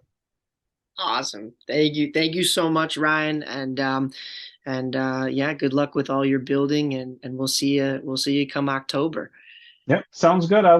I always post stuff I'm working on the Facebook page with pictures or videos and stuff. So thanks for having me on. I appreciate it. First podcast I ever done. I had a good time with it. Enjoyed it. Awesome. Thank you. Thank you. Thanks, Mike. Yo, she bitch. Let's go. Once again, I just want to say a huge thank you to Ryan Ashley for jumping on, talking all things Evil Dead with me, sharing his stories about meeting Bruce Campbell and getting to go to Bruce-O-Rama, even though there was a little bit of drama and some confusion. But I can't wait to go see his home haunt this October over in Batavia. You should get out there as well. And before that, this is the May episode, so there are some spooky happenings going on. First off, we have a couple of haunted houses that I wanted to list. Friday, May 12th and Saturday, May 13th is the Halfway to Halloween haunted house event at the Old Joliet Prison in Joliet, Illinois. And then Friday, May 19th, May 20th is the Halfway to Halloween haunted house at Factory of Fear in Moline, Illinois. It's further out west. So, halfway to Halloween. We're almost there. It should give you the marker that we're almost there. We're in month 5 out of 10 of the year, but the 10th is still the best. And then towards the end of the month, Friday, May 26th and Saturday, May 27th, Madness in May. Now, I don't know if this has to do with a halfway to Halloween event. It is a little bit closer to the actual halfway point, but that is at the Halls of Madness in Paris, Illinois. Madness in May, Halls of Madness kind of works out. I like the alliteration there. I have not checked that one out. Memorial Day Haunted House says it right there. I am not the brightest. So yeah, check it out. I don't know what Memorial Day entails. You can have some crazy elves for Christmas, or twisted elves, sorry, crazy Santa maybe, drunk Santa. We've had him on, but I don't know what Memorial Day characters you can throw in there. So check it out. I don't know. I'm intrigued. I may check this one out myself. Other than haunted houses, May has nothing else going on necessarily. However, in June, probably before the June episode podcast comes out. There is the Midwest Haunters Convention that is at the Donald E. Stevens Convention Center in Rosemont. That's Friday, June 9th, Saturday, June 10th, and Sunday, June 11th. Make sure you get your tickets. Get out there. I know there's a couple of haunted houses doing events related to that, so make sure you look at all the add-ons when you're buying tickets. And you may be able to get some behind the scenes stuff. I know Chicago Haunt Builders will be there. We'll be running a booth. I've been seeing the posts in the Facebook group chat, and I think everything's kind of ramping up. Everything's going to be great this year. I'm excited. It'll be my first time. Hopefully some Voodoo members will join us. So make sure you come out, see us. We'll be talking with everybody, networking, and having a blast. It's right there in Rosemont, so it's going to be a party for sure. Last note, I got a couple comments that said the music is not as dark for a voodoo podcast, at least as it has been in the past, or how some people would like it to be. Trust me, I want the music to be darker too. It's just the songs that we were picking kind of went with the people that we were having on. And also it'll be the case in this episode as well with Evil Dead. But darker music is coming. It's in my playlist. I mostly listen to it when I go to the gym, get me, pumped up and aggravated to maybe push a little bit more weight than normal. And then of course it's in all the Halloween playlists. So I got some numbers cooking for you guys, and I'll get the darker music going out there. I won't give it away, but I will just say that there's, Marilyn Manson, Slipknot, all that kind of stuff. I promise I'm not the darkest, but don't worry, we'll throw it in here. Groovy.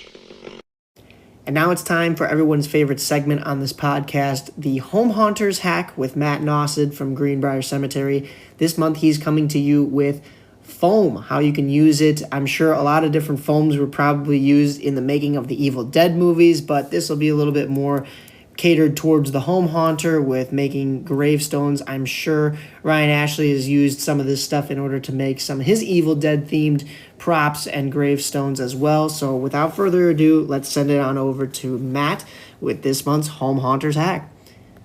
Hi, and welcome to this month's Haunters Hack. I'm Matt from Greenbriar Cemetery, and this month we're going to be talking about working with foam. From tombstones, signs, pillars, and coffins, foam is one of the most useful materials in the haunt world. There are two main types of foam, XPS or extruded polystyrene. This is the very dense blue or pink foam, and there's also polystyrene, which is the white, less dense foam that you could find usually like in packaging and things like that. Both of these options come from big box stores and sheets. You can also find them from scraps from packages or from other uses. They come in all kinds of thicknesses from 1/2 inch all the way up to 2.5 inch in the stores. On rare occasions, you can even find up to 8 inches thick. It just depends what you could find. The reason why haunters like to use foam board is because it is so versatile. It is lightweight. You can carve it, distress it, melt it, paint it. You can attach it to itself or to any wood frame. The possibilities are endless. In the case of talking about a tombstone or a sign, cut out your basic shape and print out your favorite spooky font and trace that onto your foam shape. When making larger fonts or pictures, the use of projector can really be useful. After you trace your image or font onto your surface, you're ready to start carving. Use a Dremel tool or router to make quick work of this. Don't worry if you don't have these tools. A simple X-Acto knife or carving knife can work. It'll just take a little longer. Other hand tools that can be useful, like soldering iron to melt your image onto the foam. This can be a bit tricky to control, but will work. I suggest using a scrap piece to practice before you use on your piece. There are specialty tools out there, such as hot foam knives made by Foam Factory. These can be very useful and can help you with the outside shape, carving, and other detail work. Once your foam is carved, you can start distressing your foam using several techniques. I've used a torch in the past to melt the surface to give a stone look to my project. I've also used spray paint to eat away at the foam, causing a rotten effect. Any knife or carving tool will really do. Practice on other pieces before you go to your project. You can experiment with pretty much anything you'd like. The foam is very forgiving. There are no bad mistakes here. Remember to have fun during this process. Your next step is painting. Be sure to use a latex-based paint, as spray paint, as I mentioned before, will eat away at the foam and you will not get good coverage. Once you have one coat on, feel free to use a sponge for stippling to add finishing details. Dry brushing is also a good technique to add to that stone look if that's what you're looking for. Attach moss, dirt, grime, or grit to finish off that quality detail work.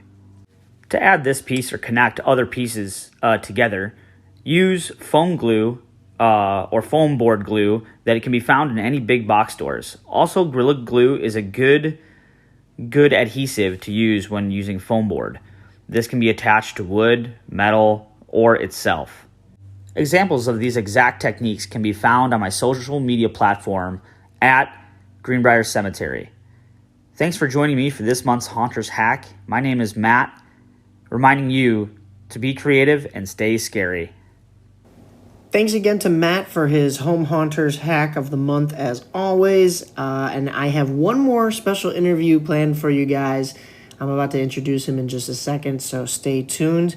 But reminder to go ahead and follow all of our socials. Voodoo on Vassar on Instagram, Facebook.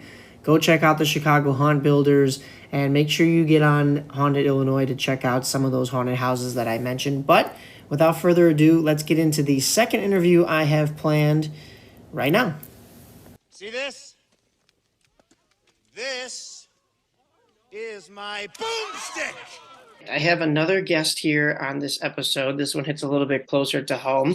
This is my dad, John Napoletano. Welcome to the Voodoo Podcast. Thank you, Michael. It's a pleasure to be here.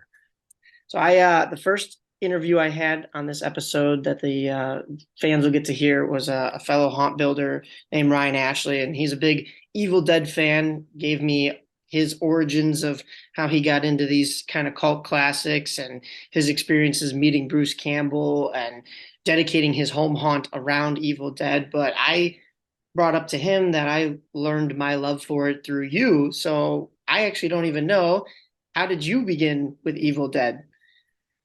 How did I begin with Evil Dead? Well, I think it was very late 80s, early 90s, watching late night cable TV.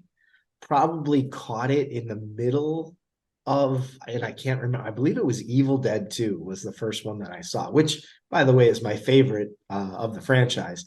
But anyway, whether it was Evil Dead 1 or Evil Dead 2, just the combination of comedic horror and gore and not taking itself too seriously. And of course, Bruce Campbell doing just such a fantastic job, combined with just the love that we have for Halloween that is in our blood. That was just a winner for me right away. So there wasn't a lot of formality around it. Yeah, absolutely. Just watching cable late at night. So Ryan was saying that he had started with Army of Darkness, actually. And then I think, I don't know, you and I think we started with, or for at least for me, with the first one, right? And that was... I don't remember because, they came out in the early and mid 80s. So when you were very young, I probably was a little bit careful, probably not as careful as I should have been about the kind of horror I was exposing you to. Of course, we had you over on Forest Avenue with all that live stuff since you were about 3 years old, 3.5 years old, something like that. No, well, maybe you were between 3 and 4 because October is so close to your birthday. But I don't know if you remember us being there with Grandpa and Aunt Jay. Yep. Yeah, and I did want to get into our early adventures going around to the haunted houses and stuff like that. But I don't want to skip ahead on it. No, that's fine. I think you were careful enough, although I still turned out like this, so it's still a little twisted. We'll blame that on your mother. Yeah, still a little messed up, still a little crazy, but but with Evil Dead, we saw both the 2013 one, and we just went last week to see the new movie. And I didn't get too far into it with Ryan. We kind of gave our our highlights of it, but you and I had seen a lot of the tropes from the original franchise in this new one. So what was your take on these, especially both newer ones, but more so the one we just saw last week? Yeah, and I have seen some online commentary going both ways. But the one we just saw, Evil Dead Rise, I really enjoyed it. I wasn't expecting it to be a copy of the original Evil Dead movies that Sam Raimi and Bruce Campbell put on. And I expected it to take itself a little bit more seriously. I enjoyed all the homages to the original Evil Dead movies, and I thought it was okay. There was a little bit of suspense, a little bit of scare, and you know how it goes for us. We don't really get scared. It's got to be suspenseful and it's got to be really creepy to catch us off guard. Otherwise, we're just there to enjoy and appreciate it, which is kind of a positive and a negative. You know, we've become a little desensitized, maybe a lot desensitized, Yeah. the scare part, but I do appreciate when something is legitimately what I consider scary, even if I don't get that visceral reaction from it. However, I thought they did a fair job. There wasn't much story, there wasn't much character development. It didn't really kind of remain self-consistent, like this has to happen from that to that. But I wasn't looking for a literary masterpiece. I was just looking for some enjoyment. And I thought it provided that. It had some nice twists on theme, like the heroic character being not only female, but I don't want to give away too much, too many No, that's spoilers. okay. You can, Yeah. at this point in the episode, if you're still here and you haven't gone to see the movie and you're worried about spoilers, Yeah. that's on you. Okay. Well, this is our official spoiler alert to all the viewers. Yeah. You know, you don't have to lose any limbs to wield the chainsaw or the shotgun or whatever. Yeah. So I did like a lot of what they did. A lot of it was revisiting an old theme, but all in all, I was entertained by it. I wouldn't say if you were trying to introduce yourself to the Evil Dead culture, this would be the first step, because it really doesn't carry the heart and soul of all of it throughout. But it was, I think for a knockoff, kind of a next reboot of the Evil Dead series, I thought they did pretty well. I enjoyed it. Lots of gore, Yeah. lots of Oh, yeah. violence. You know, senseless. I didn't have to get into a story too much or anything like that. So I definitely enjoyed it. I wanted to see a little bit more of that hallway scene, but they give it to you. I did like the way that they give it to you through the peephole of the door. I thought that was a nice touch, That I you want to see like the full gore going down, of course. But the little mystery to it from behind the door keeps the suspense, like you were talking about. But yeah, you're right. When I read the title and I looked at how this movie was coming out, I saw Evil Dead Rise, and I'm thinking, okay, it's maybe an extension from the 2013 one, because I knew it was going to be a little bit more scary rather than the funny comical side of things that the Bruce Campbell movies, they're the ones that he starred in, had done. So I thought it was going to be a continuation from the 2013 one. You mentioned, not having to lose a limb to get the chainsaw. I think in the 2013 one, that character was the hero at the end. I think I want to say it was a female as well, and I believe she lost an arm. So yeah, and then she still had either the shotgun or the chainsaw at the end there. But the rise part of this movie, I thought, okay, it's just they're adding on to the title and they're saying, they're rising. I didn't realize it was going to be set in a high rise or an apartment Yeah, building. right. There was a little play on words California. that I didn't expect Yeah, either. that was an unexpected twist and a little bit of a diversion from the typical, cabin in the woods, group of friends. Yeah, they had a little bit of that in there to kind of bookend the story, which I thought was a really interesting way to tell the story. Because throughout the whole movie, I will say, I was like, okay, we saw the beginning of these friends at the cabin. Right. How does this even tie into what's going on? And then Yeah. they come back to it at the end, not to give spoilers, but you'll see how it all makes a nice bow But you had pointed out to me, of course, we're talking about the things that they brought back from the other movies. Ryan mentioned that the voice on the record in this movie was Bruce Campbell. I didn't even notice that. Oh, really? Um, I did not. yeah, I have to go back and watch it. So the priest, when he's speaking on the record that the kid's playing, is Bruce Campbell. I don't know if they altered the voice because I thought I would have picked up on that right away. Maybe I I just wasn't believe paying they attention. must have, because remember, he was spinning it with his finger at different speeds. And so Just to maybe get the that's words why it right. was distorted enough for neither one of us to pick up on that fact that it was Bruce Campbell. I bet it was fairly subtle. If it wasn't, Yeah. we were just on a popcorn high or something.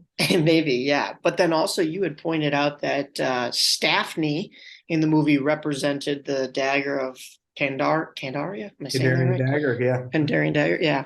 So that was it was a lot of subtle, It was symbolic of it anyway, at least to me, I yeah, thought. yeah, a lot of subtle symbolism. But yeah, you're right. I mean, it was a very Some not good. so subtle too. Some, Yeah, oh yeah, they came right out and they were, saying dead by dawn, and of yeah. course, you got Yeah, to the throw hallway on that scene, stuff. like you said, I wish that was a little bit longer because it kind of had all of the possessed characters in there with their different personalities. And we saw that from Evil Dead and Evil Dead 2, where some of them could be a little playful, right? Yeah, The lamp, or the head mounted on the wall, and or just the possessed cabinets and things like that, kind of playing with Bruce Campbell a little bit, or one of the girlfriends just sitting there laughing, and yeah, or other ones just being really spooky and prescient, and what's the word, clairvoyant, or whatever, where they yeah, know it's the next word in the book or the next card in the deck, things like that. So it had a mix of them, and I like when they kind of all get together and kind of gang up on them.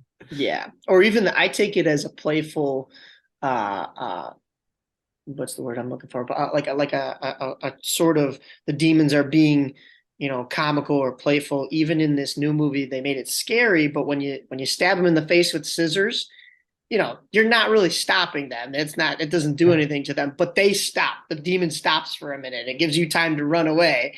And Yeah. then the demon pulls the scissors out like it's just a toothpick, like, Yeah, I never knew what the rules were, and I don't know if there ever right. really were rules, but they can get shot and keep moving, or they could get shot and then have to reel back from it a little bit. And certain things, there are certain limits past which the demons can't survive. Like, for instance, in the early Evil Deads, the idea was you would have to dismember the corpse to Yeah. completely eradicate it or whatever. But sometimes you can knock them around a little bit, or stomp on their head and pop their eyeballs out and things like that. And you do kind of gain a little ground on them here and there, but sometimes you don't. And it's hard to say. I guess whatever just plays better for the movie. Yeah. It's like the Deadites are robots and they got to reset for a second. Yeah, yeah. And that's cool. I mean, the fact that they have some physical limitation is good. It's just, I think every director of every Evil Dead out there, or every movie like it, uses that however they will. Yeah. There's no set law or linear, path to how much they have to stop and reset. Yeah.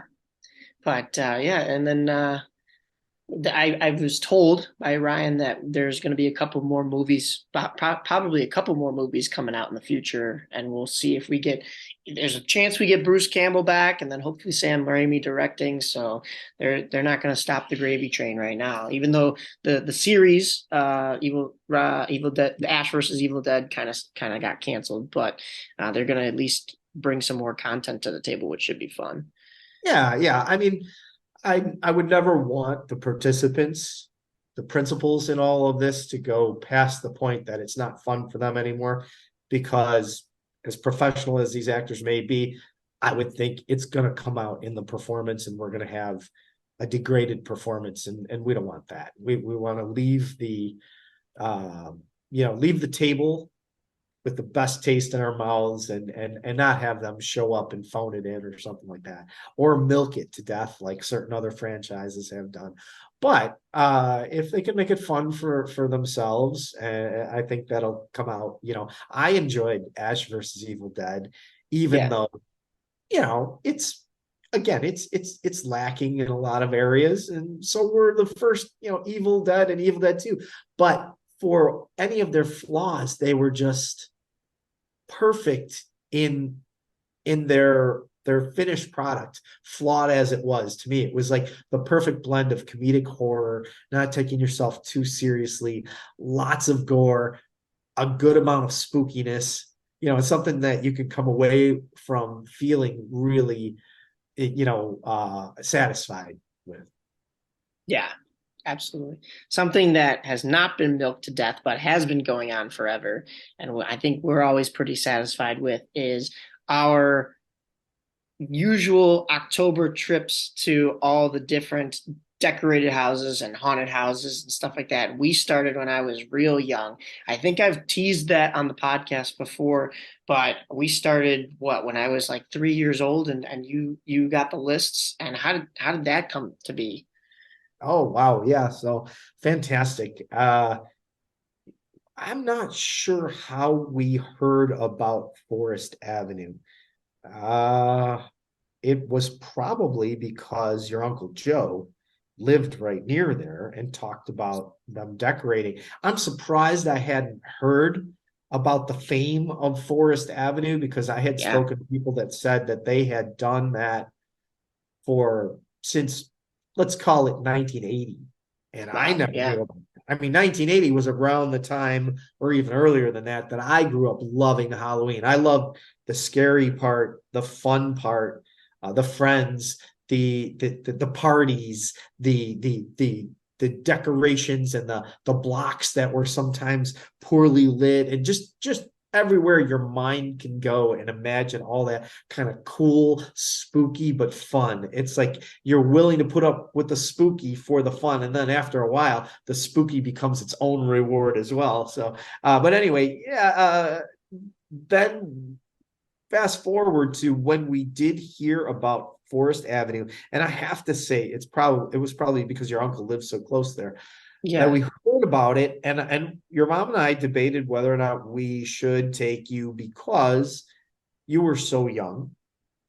But we figured, okay, we'll give it a try because it was so much fun. And there's so many people there, and there were Yeah. so many great decorations.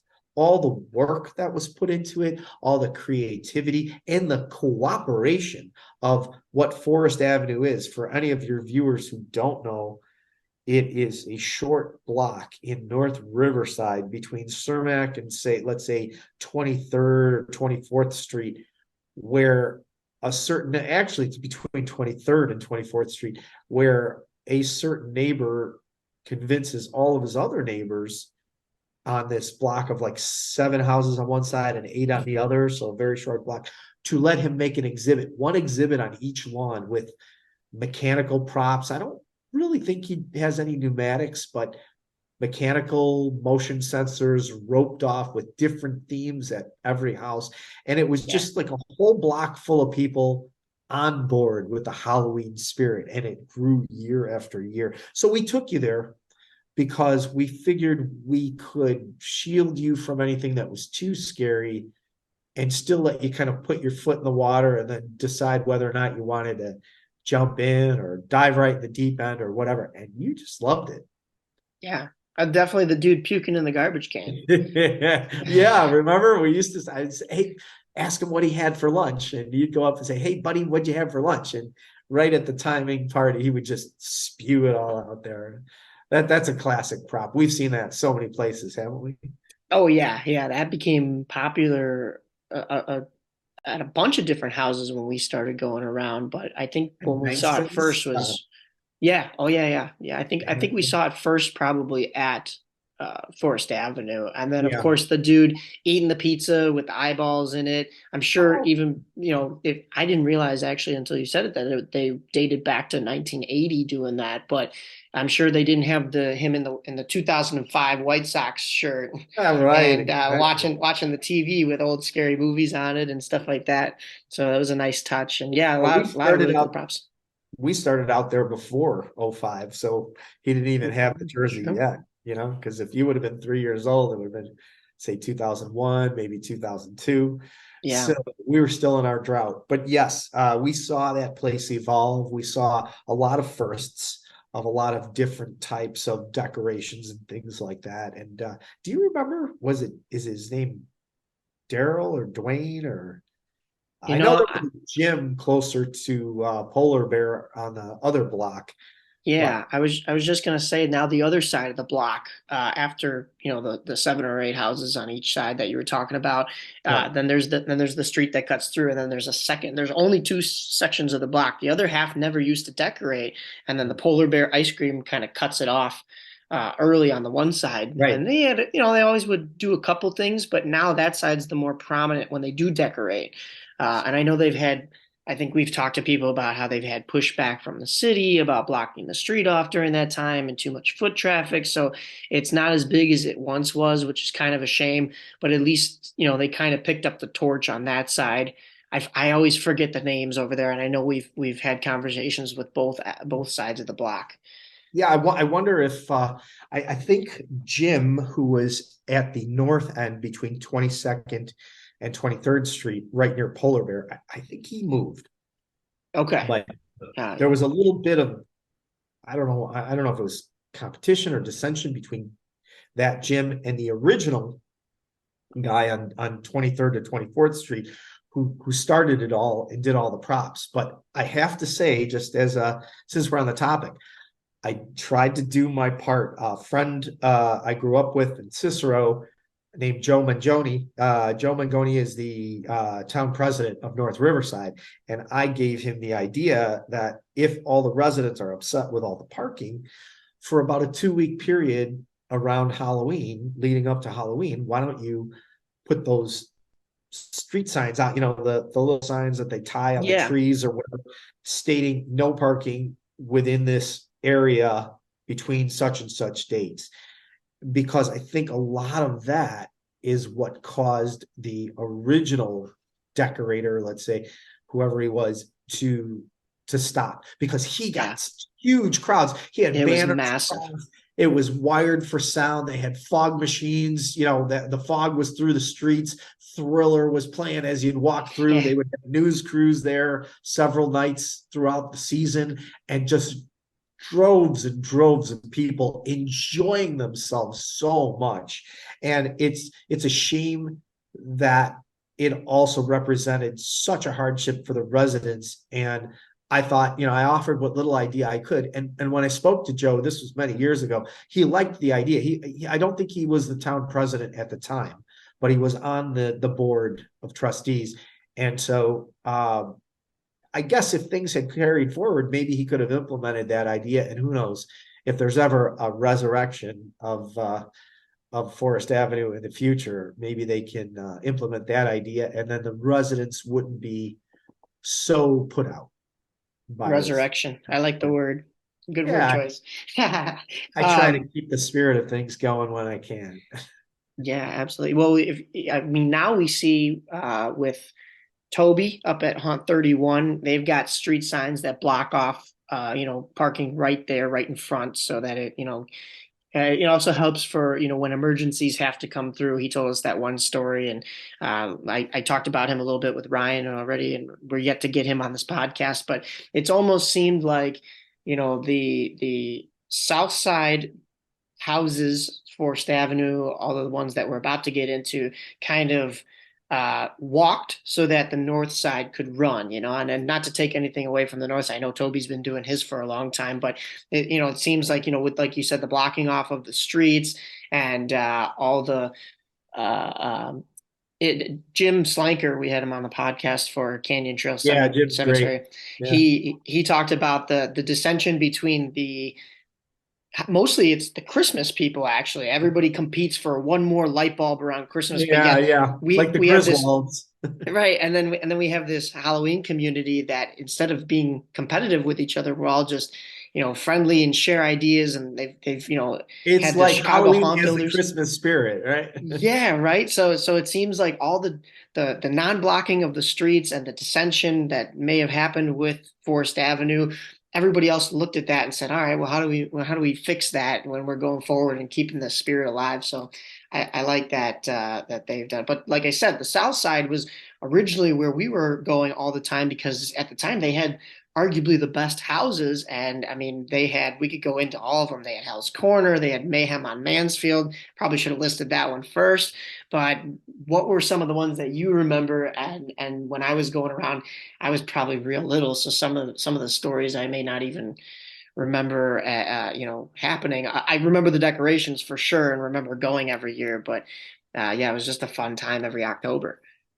Yeah, I do want to just mention that logistically, things are just slightly different. For instance, up north by Haunt 31, by Toby's place and stuff, things are maybe a little bit more spread out. Whereas in North Riverside, we're talking smaller houses, smaller blocks, more congested areas where the amount of traffic for several houses now is now flowing through blocks and inconveniencing, lots of people. Just to play True. devil's advocate, had to get that one in there.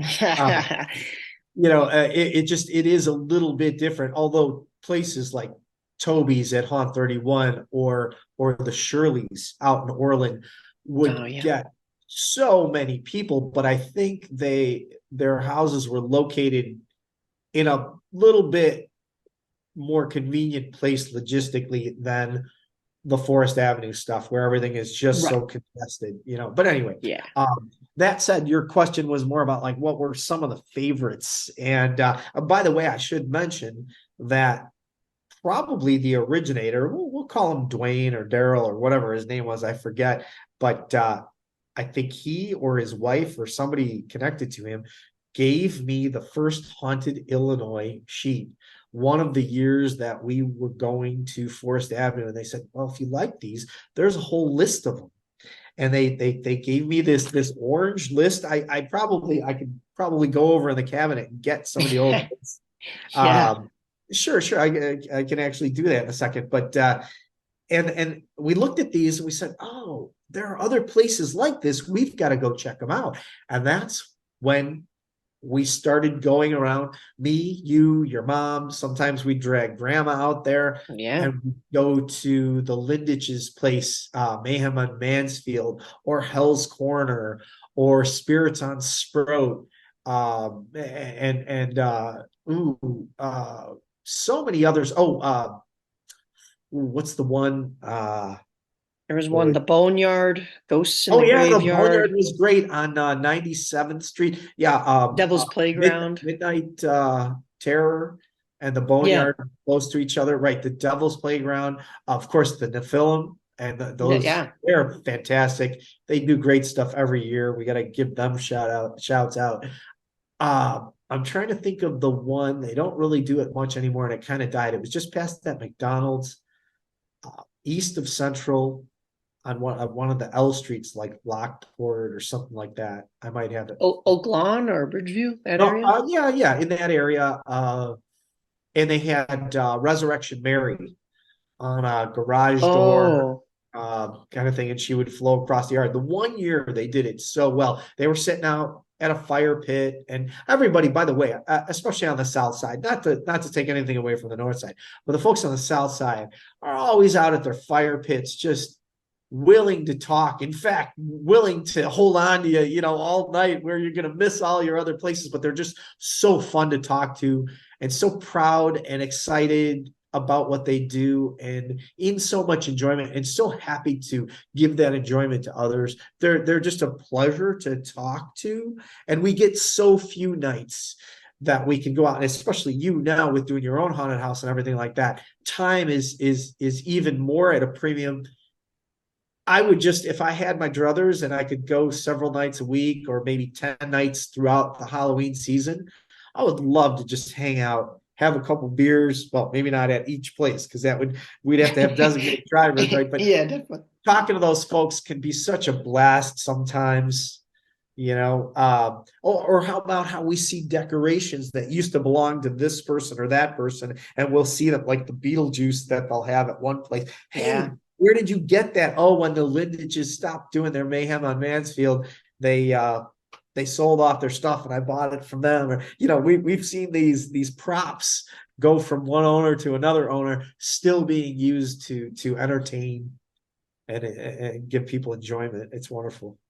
Yeah, especially the lindages. I mean, when Mayhem on Mansfield shut down, I mean that was tough. Of course, the family, their kids were all growing up and they Yeah. were looking to move out and stuff like that, but they were the staple of that area for the Well, they longest did things time. that I think no one else has done, and to this day, correct me if I'm wrong, because you've been around and you've seen a lot more than I have now.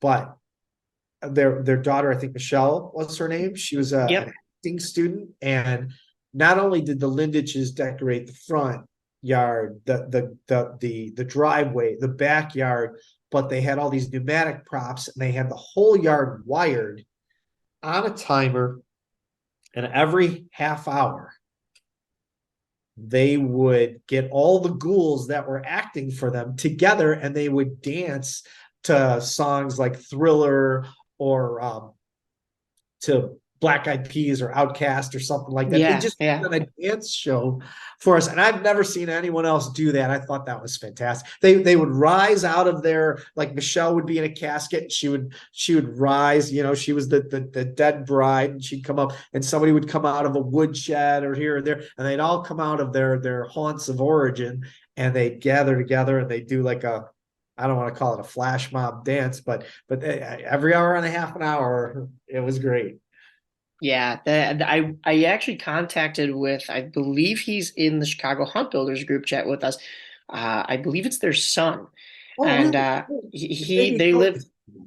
I think I briefly mentioned it. They're in Indiana now, and they run their own haunt over there. Of course, it's not as, I don't think it's as elaborate as their parents used to do it, but I'll have to connect with him. Maybe I could get him on here and just talk with him, pick his brain for a minute. Because, Oh, how cool. man, the amount of stories that came out of there. I mean, sure, you go there, you can create your own story like we did each and every year. And like you said, them having, I don't know if it was the dance or the acting students to all join in. That's something that we can't even do here at Voodoo because we went out this past week and everybody knows I have two left feet. But just having that group Unless you event. got skates or blades on. Yeah, I'll skate. I won't dance. You can But skate while they dance. yeah, no, I'm okay. I have like 4 or 5 go-to moves, and then that's about it. But yeah, You do fine. but yeah, no, that I like you said, I have not seen anybody do something that coordinated, that orchestrated.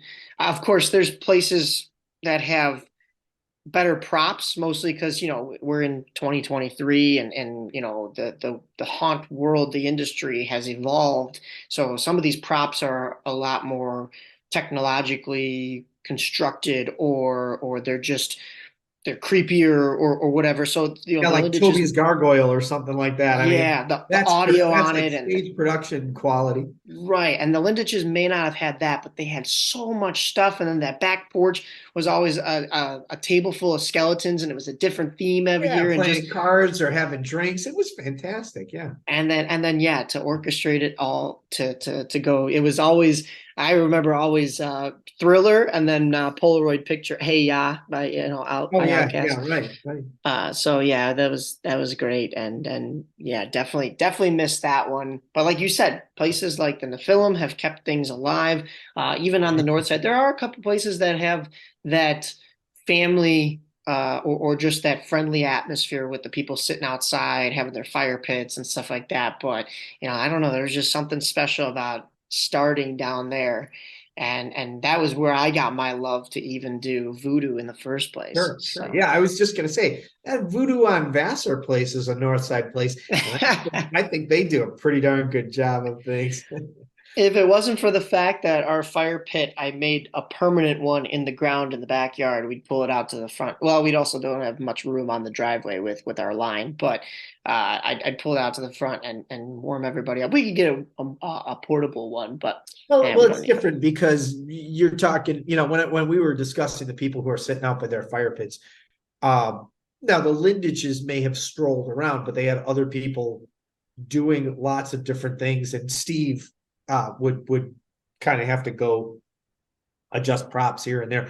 Yeah, You don't really run a hunt that allows you the luxury of sitting out and chatting with people, because you're busy entertaining and scaring the crap out of them. So yeah. And going back to I wanted to mention the stories that you hear from like I said, it was such a legend in that area that you didn't even have to be there to hear about stories.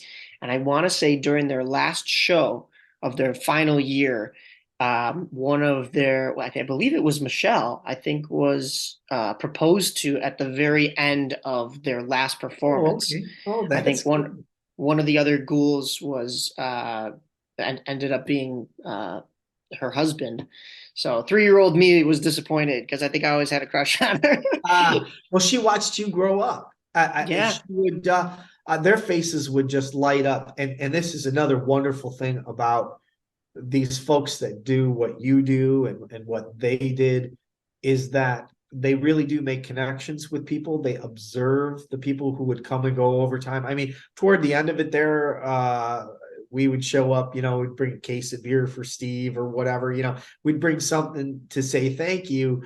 And they would watch. Michelle would come out and come to see you, and she would say, I remember when he was this little guy. And of course, everybody just loved this little 3-4-year-old kid who loved Halloween and who wasn't really that scared. He wasn't sure yet whether he was going to be scared, but he was just into it, just loving it and building his love for it. And they watched you grow up over the years. And I don't know how old you were the last time you ever or we ever went to Mayhem and Mansfield, but by that time, yeah, you might have been, 11 or 12 or something like that.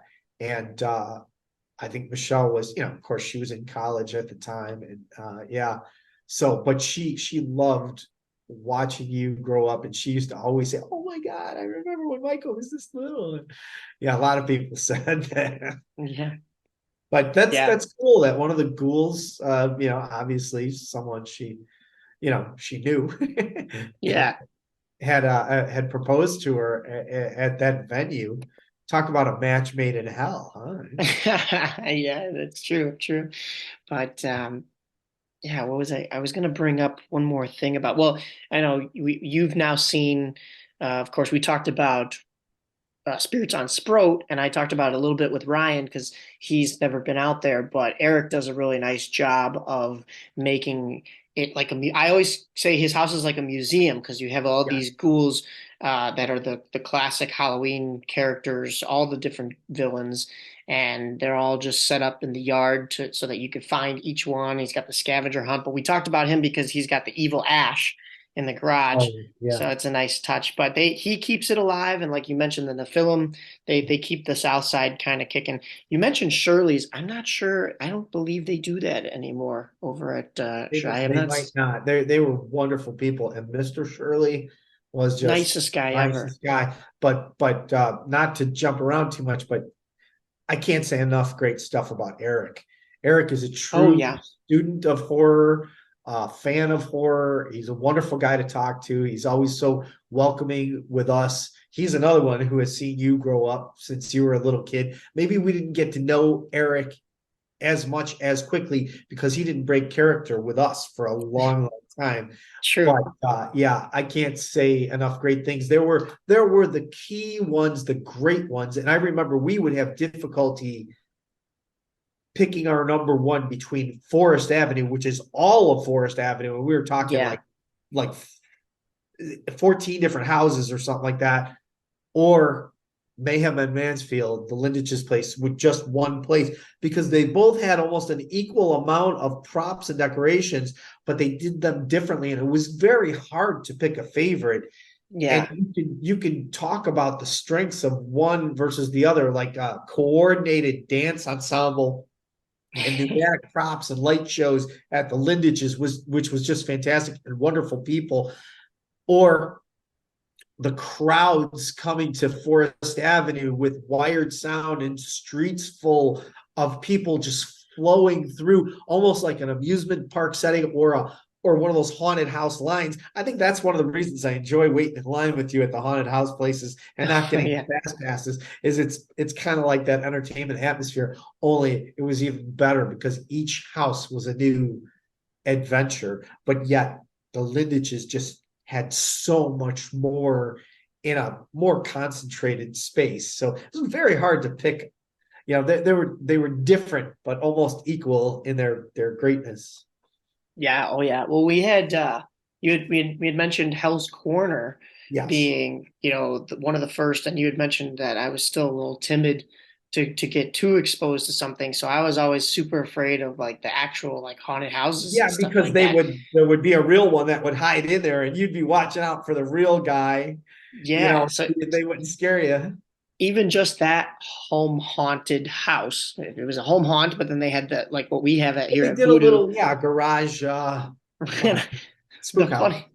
funny thing is like now that my friends and we run one, but yet I was so scared to even go through one way back Yeah, then, and you we gotta give eventually did. yourself a But break. You but were yeah, little. yeah, true. But now we go to them, and like you said, waiting in the lines, there's always actors, keeping you entertained and stuff like that. You got a chance to see Hell's Gate for the first time this past year. Of course, talking about the South Side, though, there's always um, Midnight Terror, which started as a home haunt. We had back on, I want to say, the January episode, one of the actors from there who knew the original owners and knew that it started right up the block from another house that we used to go to all the time. So, it's cool to see the origins of some of these starting out as a home haunt and then turning into what they've become today. But what has been your favorite moments from the actual haunted houses that we've seen? Oh boy, that's a really good question. Um, Favorite moments. I want to say it was Midnight Terror or one of the ones. And well, okay. Favorite moments as a father have been watching you grow and evolve and your love for these things grow and your not only your courage but your enjoyment grow hand in hand to the point now you are a haunt builder. You are doing these things, you're innovating, you're scaring and entertaining and involving, and you're continuing and keeping the spirit alive. And that is one of the most wonderful things for me, not to mention the fact that in addition, you have taken over. So I did my kind of nerdy spreadsheet thing and tried to logistically plan the routes to the different spots because they were all over the place, but they were kind of in a geographic area. And there would have been an efficient way, for us with visitation and homework and the time you had to get home and all that stuff. We tried to pack a certain amount into a certain amount of time. And watching you take that, and now you have a spreadsheet that's color coded with a legend, with a rating system, with a geographic area, with tabs and this and that. I'm waiting for the pivot table next. I'm waiting for the live database pivot table, interactive web-based version. But yeah, you've just taken that and you took me around to these haunted houses one year on the South Side. And there were two that we went to. I think one was it Midnight Terror was in the warehouse. Yes. And then there was another one that was kind of like in a house in a home where they did a staged kind of the presentation thing. They did the talk where they brought us in as a group and they said, okay, no touching the actors, no this, no that, no. Oh, And yeah. then we started going through and it went room by room and they had these girls as nurses in like a funky looking room with hypodermic needles and stuff like that, and another girl that looked like she was all bent over. And I think maybe it was the first time for me seeing some of these props or some of these setups, but I thought they just did a fantastic job. I don't remember the name of That was, I forget. Well, first of all, my head's getting bigger than my nose with all the compliments there. But it. uh, I remember which one you're talking about, and I can picture the house and the street and going through it, and the nurses with the fake hypodermics and all that Yeah, stuff. yeah. But I don't It know was in if a they, foggy room, and yeah, they kind of would pop yeah. out at you, and they'd be right in front of your face with a hypodermic needle, and what I thought they did I a really good job. I don't know if it was related to I don't want to say a church because I know we went to a church one with your friends another time, but it yeah, sounded in my mind. I'm remembering that it might have had like a Saint something name in it or whatever. But something like that. I could be wrong. That one was a very good one, and I don't think I ever saw them unless they had changed their name. But I mean, we've seen a lot, and I'm sure we would have found them again eventually. But they almost seemed like a one-hit wonder to me, unless they Yeah, just yeah, don't post on the lists anymore. But that was a very good one. Um, yeah, I yeah. I thought can't. that was That was a good one. I can't but remember. not to get too hung up on remembering the name of that one. We've seen so many other greats throughout the time. Of course, Hell's Gate is just phenomenal. The production values and everything else was great, even without the. I know you said when we went through it together, they took out one of the mad scientist rooms or something like that. But I think one of my favorite aspects of that was when they brought us into the haunted house and they started doing the talk, and then they had the ghouls like flying overhead and stuff like that. I thought Yeah. that was fantastic. Among everything else that was just great about it, that was fantastic. And then there was another one that was just so incredibly spacious and so long. The one with the ball pit at the end of it, was that the one? Remember the Oh yeah, we had done you enjoyed Dungeon of that? Doom. Yeah, Dungeon of Doom. Yeah. I had been I didn't recommended. realize you should tell that story. Well, I think you have in one of the Voodoo podcasts, but I it's have, but worth I can recanting. But I could go into it again now that we're there, now that we're here. But yeah, Hell's Gate, like I said, still my favorite. It may not be in some cases the scariest one. Not to discredit them. I think they still do a very good job of scaring. I mean, for us, like you said, we're desensitized to a lot of this stuff. We're used to it. But I think their small production value. claustrophobic rooms with the people popping up out of the fog floor or whatever you call the Oh yeah. where they get the jump Oh on you. They couldn't quite do that as well in Hell's Gate because it was just so spread out. Although right. within the that haunted house area, they did have their chances and they did a few things. I mean, you and I, we're the kind of guys we walk through and we say, "Oh, around that corner would be a perfect place for somebody to be Yeah. hiding," and we're expecting it to happen, and we would be glad, appreciative if it did happen. However, if it doesn't, we think, "Oh, room for improvement." Not Yeah. that we're so great, but we notice these things. But anyway, I'm sorry I cut you off. No, or build for expense or build for suspense, when they don't have the actor there and you're expecting something Yeah, around the yeah. corner too. Yeah, So it doesn't happen on the fourth one, but it happens on the fifth one, the yeah. fifth little cove that. Yeah, they just like I said with the storyline that they have in each room of that old decrepit haunted house that you like that's what you think of when you think haunted house is that mansion that you walk into and each room has its own they show you all the different parts of the house you're in a room that's supposed to pretend like you're in between the walls you're in a doll room you're in like a closet and you're in the kitchen with like a bunch of pigs which is crazy but yeah, and then Sounds just like my family dinner. yeah, right. We're Italian. But then just being Cavolo. outside and having that first walkthrough out in the woods, and you think, we're out in the open, we're in the woods, nothing's gonna scare me, but they find ways to hide and stuff like that. But no, the Dungeon of Doom story that you told me, I had been somebody recommended that one, so it's a little bit of a hike north. But yeah, I told it on the podcast, but we were in there. I bought the $5 add-on to do the ball pit thing, and it's a buried alive experience. And I didn't know how it was going to go. I was like, I don't know if they're going to be like over you just like shoveling. I knew it wasn't dirt. I knew somebody had told me it was ball pit balls, but I didn't know if they were going to be like shoveling. No, they opened the ceiling and completely submerged the room in these ball pit balls. And you're thinking, they're just plastic ball pit. Like, They they're had us light. lay Well, down.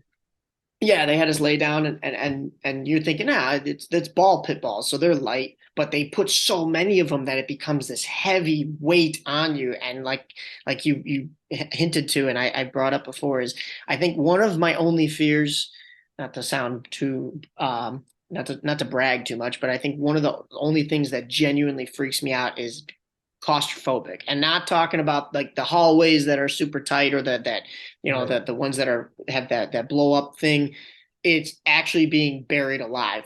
And that was, you were in there going bazinga, like Big Bang. And after a certain point, I was all right at first, but after a certain point, I was just sitting there like, okay, I need to focus on my breathing, because if not, I am going to freak out. I reached my arm up and I couldn't feel the top of the ball. Like they just kept Yeah, going. And right. I was like, even if I sit up, they probably filled the whole room. I won't be able to reach a spot where there's nothing. I won't be able to Yeah. get up out of this ocean. It's And just a oh whole bunch yeah. of balls, like being in a Cubs locker room celebration. Yeah, exactly. But oh my God, yeah. If they, like I had said before, if they had left us in there for another 5 minutes, I probably would have started freaking out, because It's I couldn't move my legs. I promise, I swear, I do leg day. I just got back from the gym, and no, I couldn't move my legs up. It was so heavy. I used to have a phobia about being rolled up in a carpet, Yeah, like that's me. really not being able to move, kind of thing like that. And so something similar. We both have a similar kind of fear about that. I never thought that much about being buried alive. Maybe drowning and stuff like that, but buried alive would suck also. Yeah. Definitely. I share that one with you. Yeah, you're right. It is similar to drowning, but you and I, we both know how to swim, so I think that takes a little bit of the fear away from something like that. I mean, unless I had like a cinder block tied to my ankle Well, I think at the in bottom of the ocean.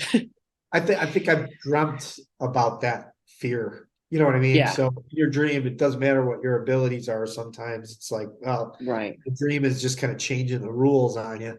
But yeah, definitely scary stuff. Yeah, And that's for sure. even good swimmers can develop phobias. One year I did my first open water swim after not doing anything for like 14 years, and I had a panic attack. I had to switch my stroke and forget about my time, and I just kind of did the breaststroke with my head out of the water the rest of the way for me. And I used to teach swimming and was a lifeguard for a number of years. And yeah, it can strike you. Those phobias or those irrational fears, they can catch you when you least expect them sometimes. So that, hey, I guess I should just be glad to be scared of something, because we get so desensitized, even though we didn't set out to do that. We experience so much of this spookiness and horror and stuff like that, that we get to the point, like my Beetlejuice quote.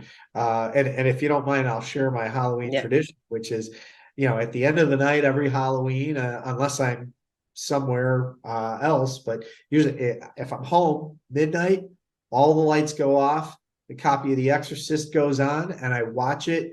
If you're with me, great. But if it's usually by myself in the dark, and I laugh my ass off. I'm like Beetlejuice. I've seen it 167 times, and it keeps getting funnier every single time I see it. And that to me is the quintessential scary horror movie. It has the best suspense, the best scariness. Maybe not the best special effects, because it was from 1974, but still, I think it has a lot of spookiness to it, done so perfectly well. But even that, you can become not only so desensitized to, but that we've experienced so much that we're not afraid. We don't believe in the horrible things anymore. We just like to be entertained by it. And yeah, The Exorcist is still a favorite of mine. yeah, yeah. We're a little messed up in the head. It's okay Yeah. though. But Oh yeah, sure. yeah, no, I haven't been with you because we've been always doing voodoo on Yeah, Halloween absolutely. night. Been playing in the fog, I know especially you this did year. watch it with me one time. I think the But first yeah, time you watch it with me, you're about 12 years old. And I thought to myself, okay, Michael, you've experienced enough of this. I'm going to take a chance, and I'm going to show you The Exorcist. And not only were you not afraid, but you're calling out the symbolism between, the dogs fighting in Iraq and the kids fighting in the doctor's office, and, just drawing parallels. yeah, I'm yeah. like, oh yeah, he's not afraid. Well, I know we didn't. We had, like you said, it was a short Halloween season going around to see stuff last year, so we didn't actually get out to any of the houses. we just got to a couple of the haunted houses. But this next year, I'm excited. We'll probably have a little bit more time on our hands, whether we're doing voodoo or not. So far, it's a no go, but that I know everybody's been pushing me. That could always change. We could do it again, but we'll get some more time out there, and we'll take you everywhere, north side, south side, get to see all of it. Yeah. So Yeah, let me see if I have a couple of those old haunted Illinois lists. It took me a little, but yeah, this is 2017, so this is very recent. But I've got a whole bag full of stuff. You can see I'm not organized like my son is. My son's the one who has put everything together in such a way that it is referenceable and pivot tableable and all that kind of stuff. Here's one of the really old ones. I wish I could tell what year this is from, but the very first one on the list, I don't know how well you can focus on that, but the very first one on the list is Mayhem on Mansfield. And this was probably one of the first lists. Oh, I wrote it on there, 2003. So this is probably the very historic. This is something that's going to go in your museum, the Mike Napoletano Museum. This piece of memorabilia will be the like an origin story, probably the first haunted house, haunted Illinois list that anybody ever handed us, which was on Forest Avenue, and it even has the number 2. So Ghosts in the Graveyard was the name of that Resurrection Mary exhibit. And what is it? Lockwood. Yeah, it is on Lockwood in Bourbon. So yeah, I'll if you want these, they're yours, or if you want copies of them, I'm happy to. If you're just looking for something from history class, I got all of my old MapQuest printouts where I had my logistic patterns. This was pre-Siri, because the iPhone didn't come out to 2006 or 7, and I wasn't running through that much of this stuff on my BlackBerry. I have all the ones in Roselle and all these other places. I have them sectioned out. So we love this stuff, and we put together. I would make my best effort every year to streamline it so we wouldn't be stuck driving around forever, and we'd get as much done in the time we had available to us, and we could get as much enjoyment and not miss anything, and maybe add 1 or 2 new things a year. And that's you're doing that now, only even bigger and better. Doing your own hunt and being part of the Hunt Builders and doing podcasts. So you really gone next level. I applaud you, son. Good job. We'll see how all that goes this year, because the podcast, of course, started after Voodoo this year. So juggling it all will be fun this year, but I'm excited for it if we do get a chance to come back and do that. But I know you had mentioned before, jumping off the Halloween talk before I let you go, that you have all your astronomy stuff going on. And I think a lot of people in this group, especially enjoying their nights with spooky things, I think they could enjoy their nights as well with the night sky. So just give a quick shout out to everything that you want to let everybody know about when it comes to your astronomy adventures. Thanks, Michael. I appreciate that. Mostly I'm involved with the Chicago Astronomer, which if anybody has heard of Chicago Astronomer or Googles them or looks them up on Facebook, they'll see Joe Guzman, who is the founder of the Chicago Astronomer, Joe, and Maria Villanueva, who is the wind beneath the wings of the Chicago Astronomer. And Joe works predominantly in the city. He teaches in after-school matters, and he does astronomy out in the parks. So they have a thing called Night Out in the Parks. Joe does a lot of the NOIP events at various parks throughout the city. I couldn't do justice to the list, but there's like Mary Bartolome Park and Smith Park, and the west end of the 606 Trail is a regular event for the Chicago Astronomer, second Friday of every month.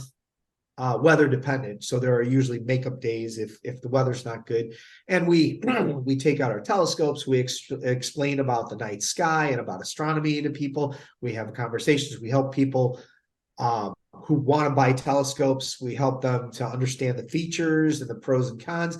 We help people who bought telescopes and don't know how to use them. We help them learn how to do that. So we do a lot of that with the Chicago Astronomer. Sometimes we do private events and things like that as well. Many of us in that group have also been Adler Planetarium volunteers for 20 years and things like that. Also, the Chicago Astronomical Society has events. They just had one this past Friday. They do them at the Cernan Center at Triton College.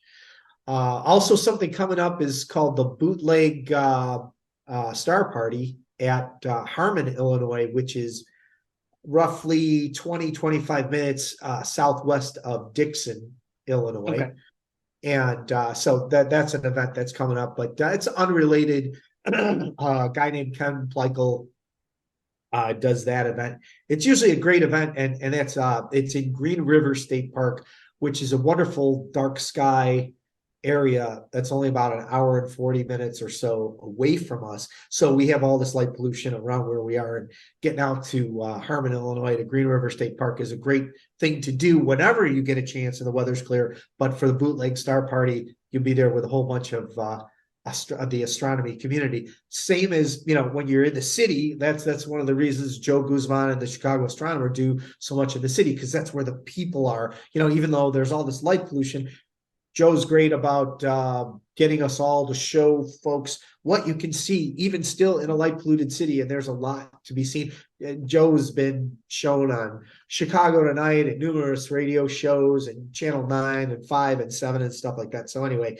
but if anybody wants any more information, they can certainly reach out to you. You can put them in touch with me, or we can put them in touch directly, like with Chicago Astronomer, Chicago Astronomical Society. And there are many other clubs. I don't want to shortchange any other clubs out there, but I'm just not going to list them all because this is your podcast, and I appreciate you giving me the chance to to give it a little plug there. Yeah. If you want to drop your social medias or any of theirs, just so that people, if you want to have them contact directly, or like you said, they could go through me, that's fine too. I have asked, especially Joe Guzman, but I'll ask Anthony Harris as well. He's the principal of the Chicago Astronomical Society, for just a little media blurb, to give me some information. I can certainly give you the links, but if they have something they'd like to say, I'll let them word it, and then we'll give it to you. Otherwise, I'll just forward you the links. Thank you, son. I appreciate that. That was very. Yeah, absolutely. Yeah, I know we've in total here with these two interviews and all the fun stuff that I've thrown in between. I know we've gone long on this month's episode, but it's coming out early in the month, so you got the whole month to listen, and then we'll be back for June. But before I let you go, favorite Evil Dead quote? And favorite movie? I think you already. I think Evil you already Dead said 2. Evil Dead 2 is my favorite movie.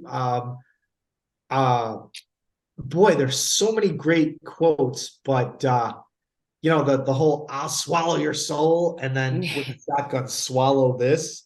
To me, that's probably my favorite. But there's of course Groovy and "Come Get Some" and there's just so many of them. "Hail to the King," but it's hard to pick a favorite. But yeah, "Swallow This." That might. It's just in that scene, not out of context, but in that scene. right. Probably my favorite. By the way, is it your friend Randy met Bruce Campbell? Is that Ryan? Fellow Ryan. Fellow haunt builder. Sometime offline, I gotta get some more info about that meeting. He went to Bruce-O-Rama. It was what it was. Oh yeah, I had seen that. We saw that advertised, right? Yeah, and he actually got to go 2 different times. The first event was way back. That was when he actually met Bruce Campbell, and then this time was supposed to. And then everybody heard in the episode earlier that there was a kerfuffle with the tickets, but he still got to see the show. So maybe that'll be something we'll have to check out in the future. Is that Bruce-O-Rama? Cool. Yeah, I'm down. So sounds like a plan, my son.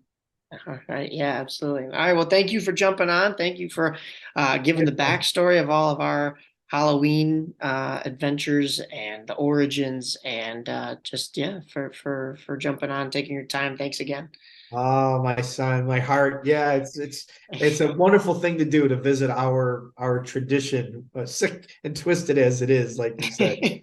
Thank you again for having me. I love your podcasts and all your shows. Keep up the great work. Thank you. Thank you. All right, everyone. Thank you for listening, and we will catch you next month. Klaatu, Barada. Okay, then. That's it.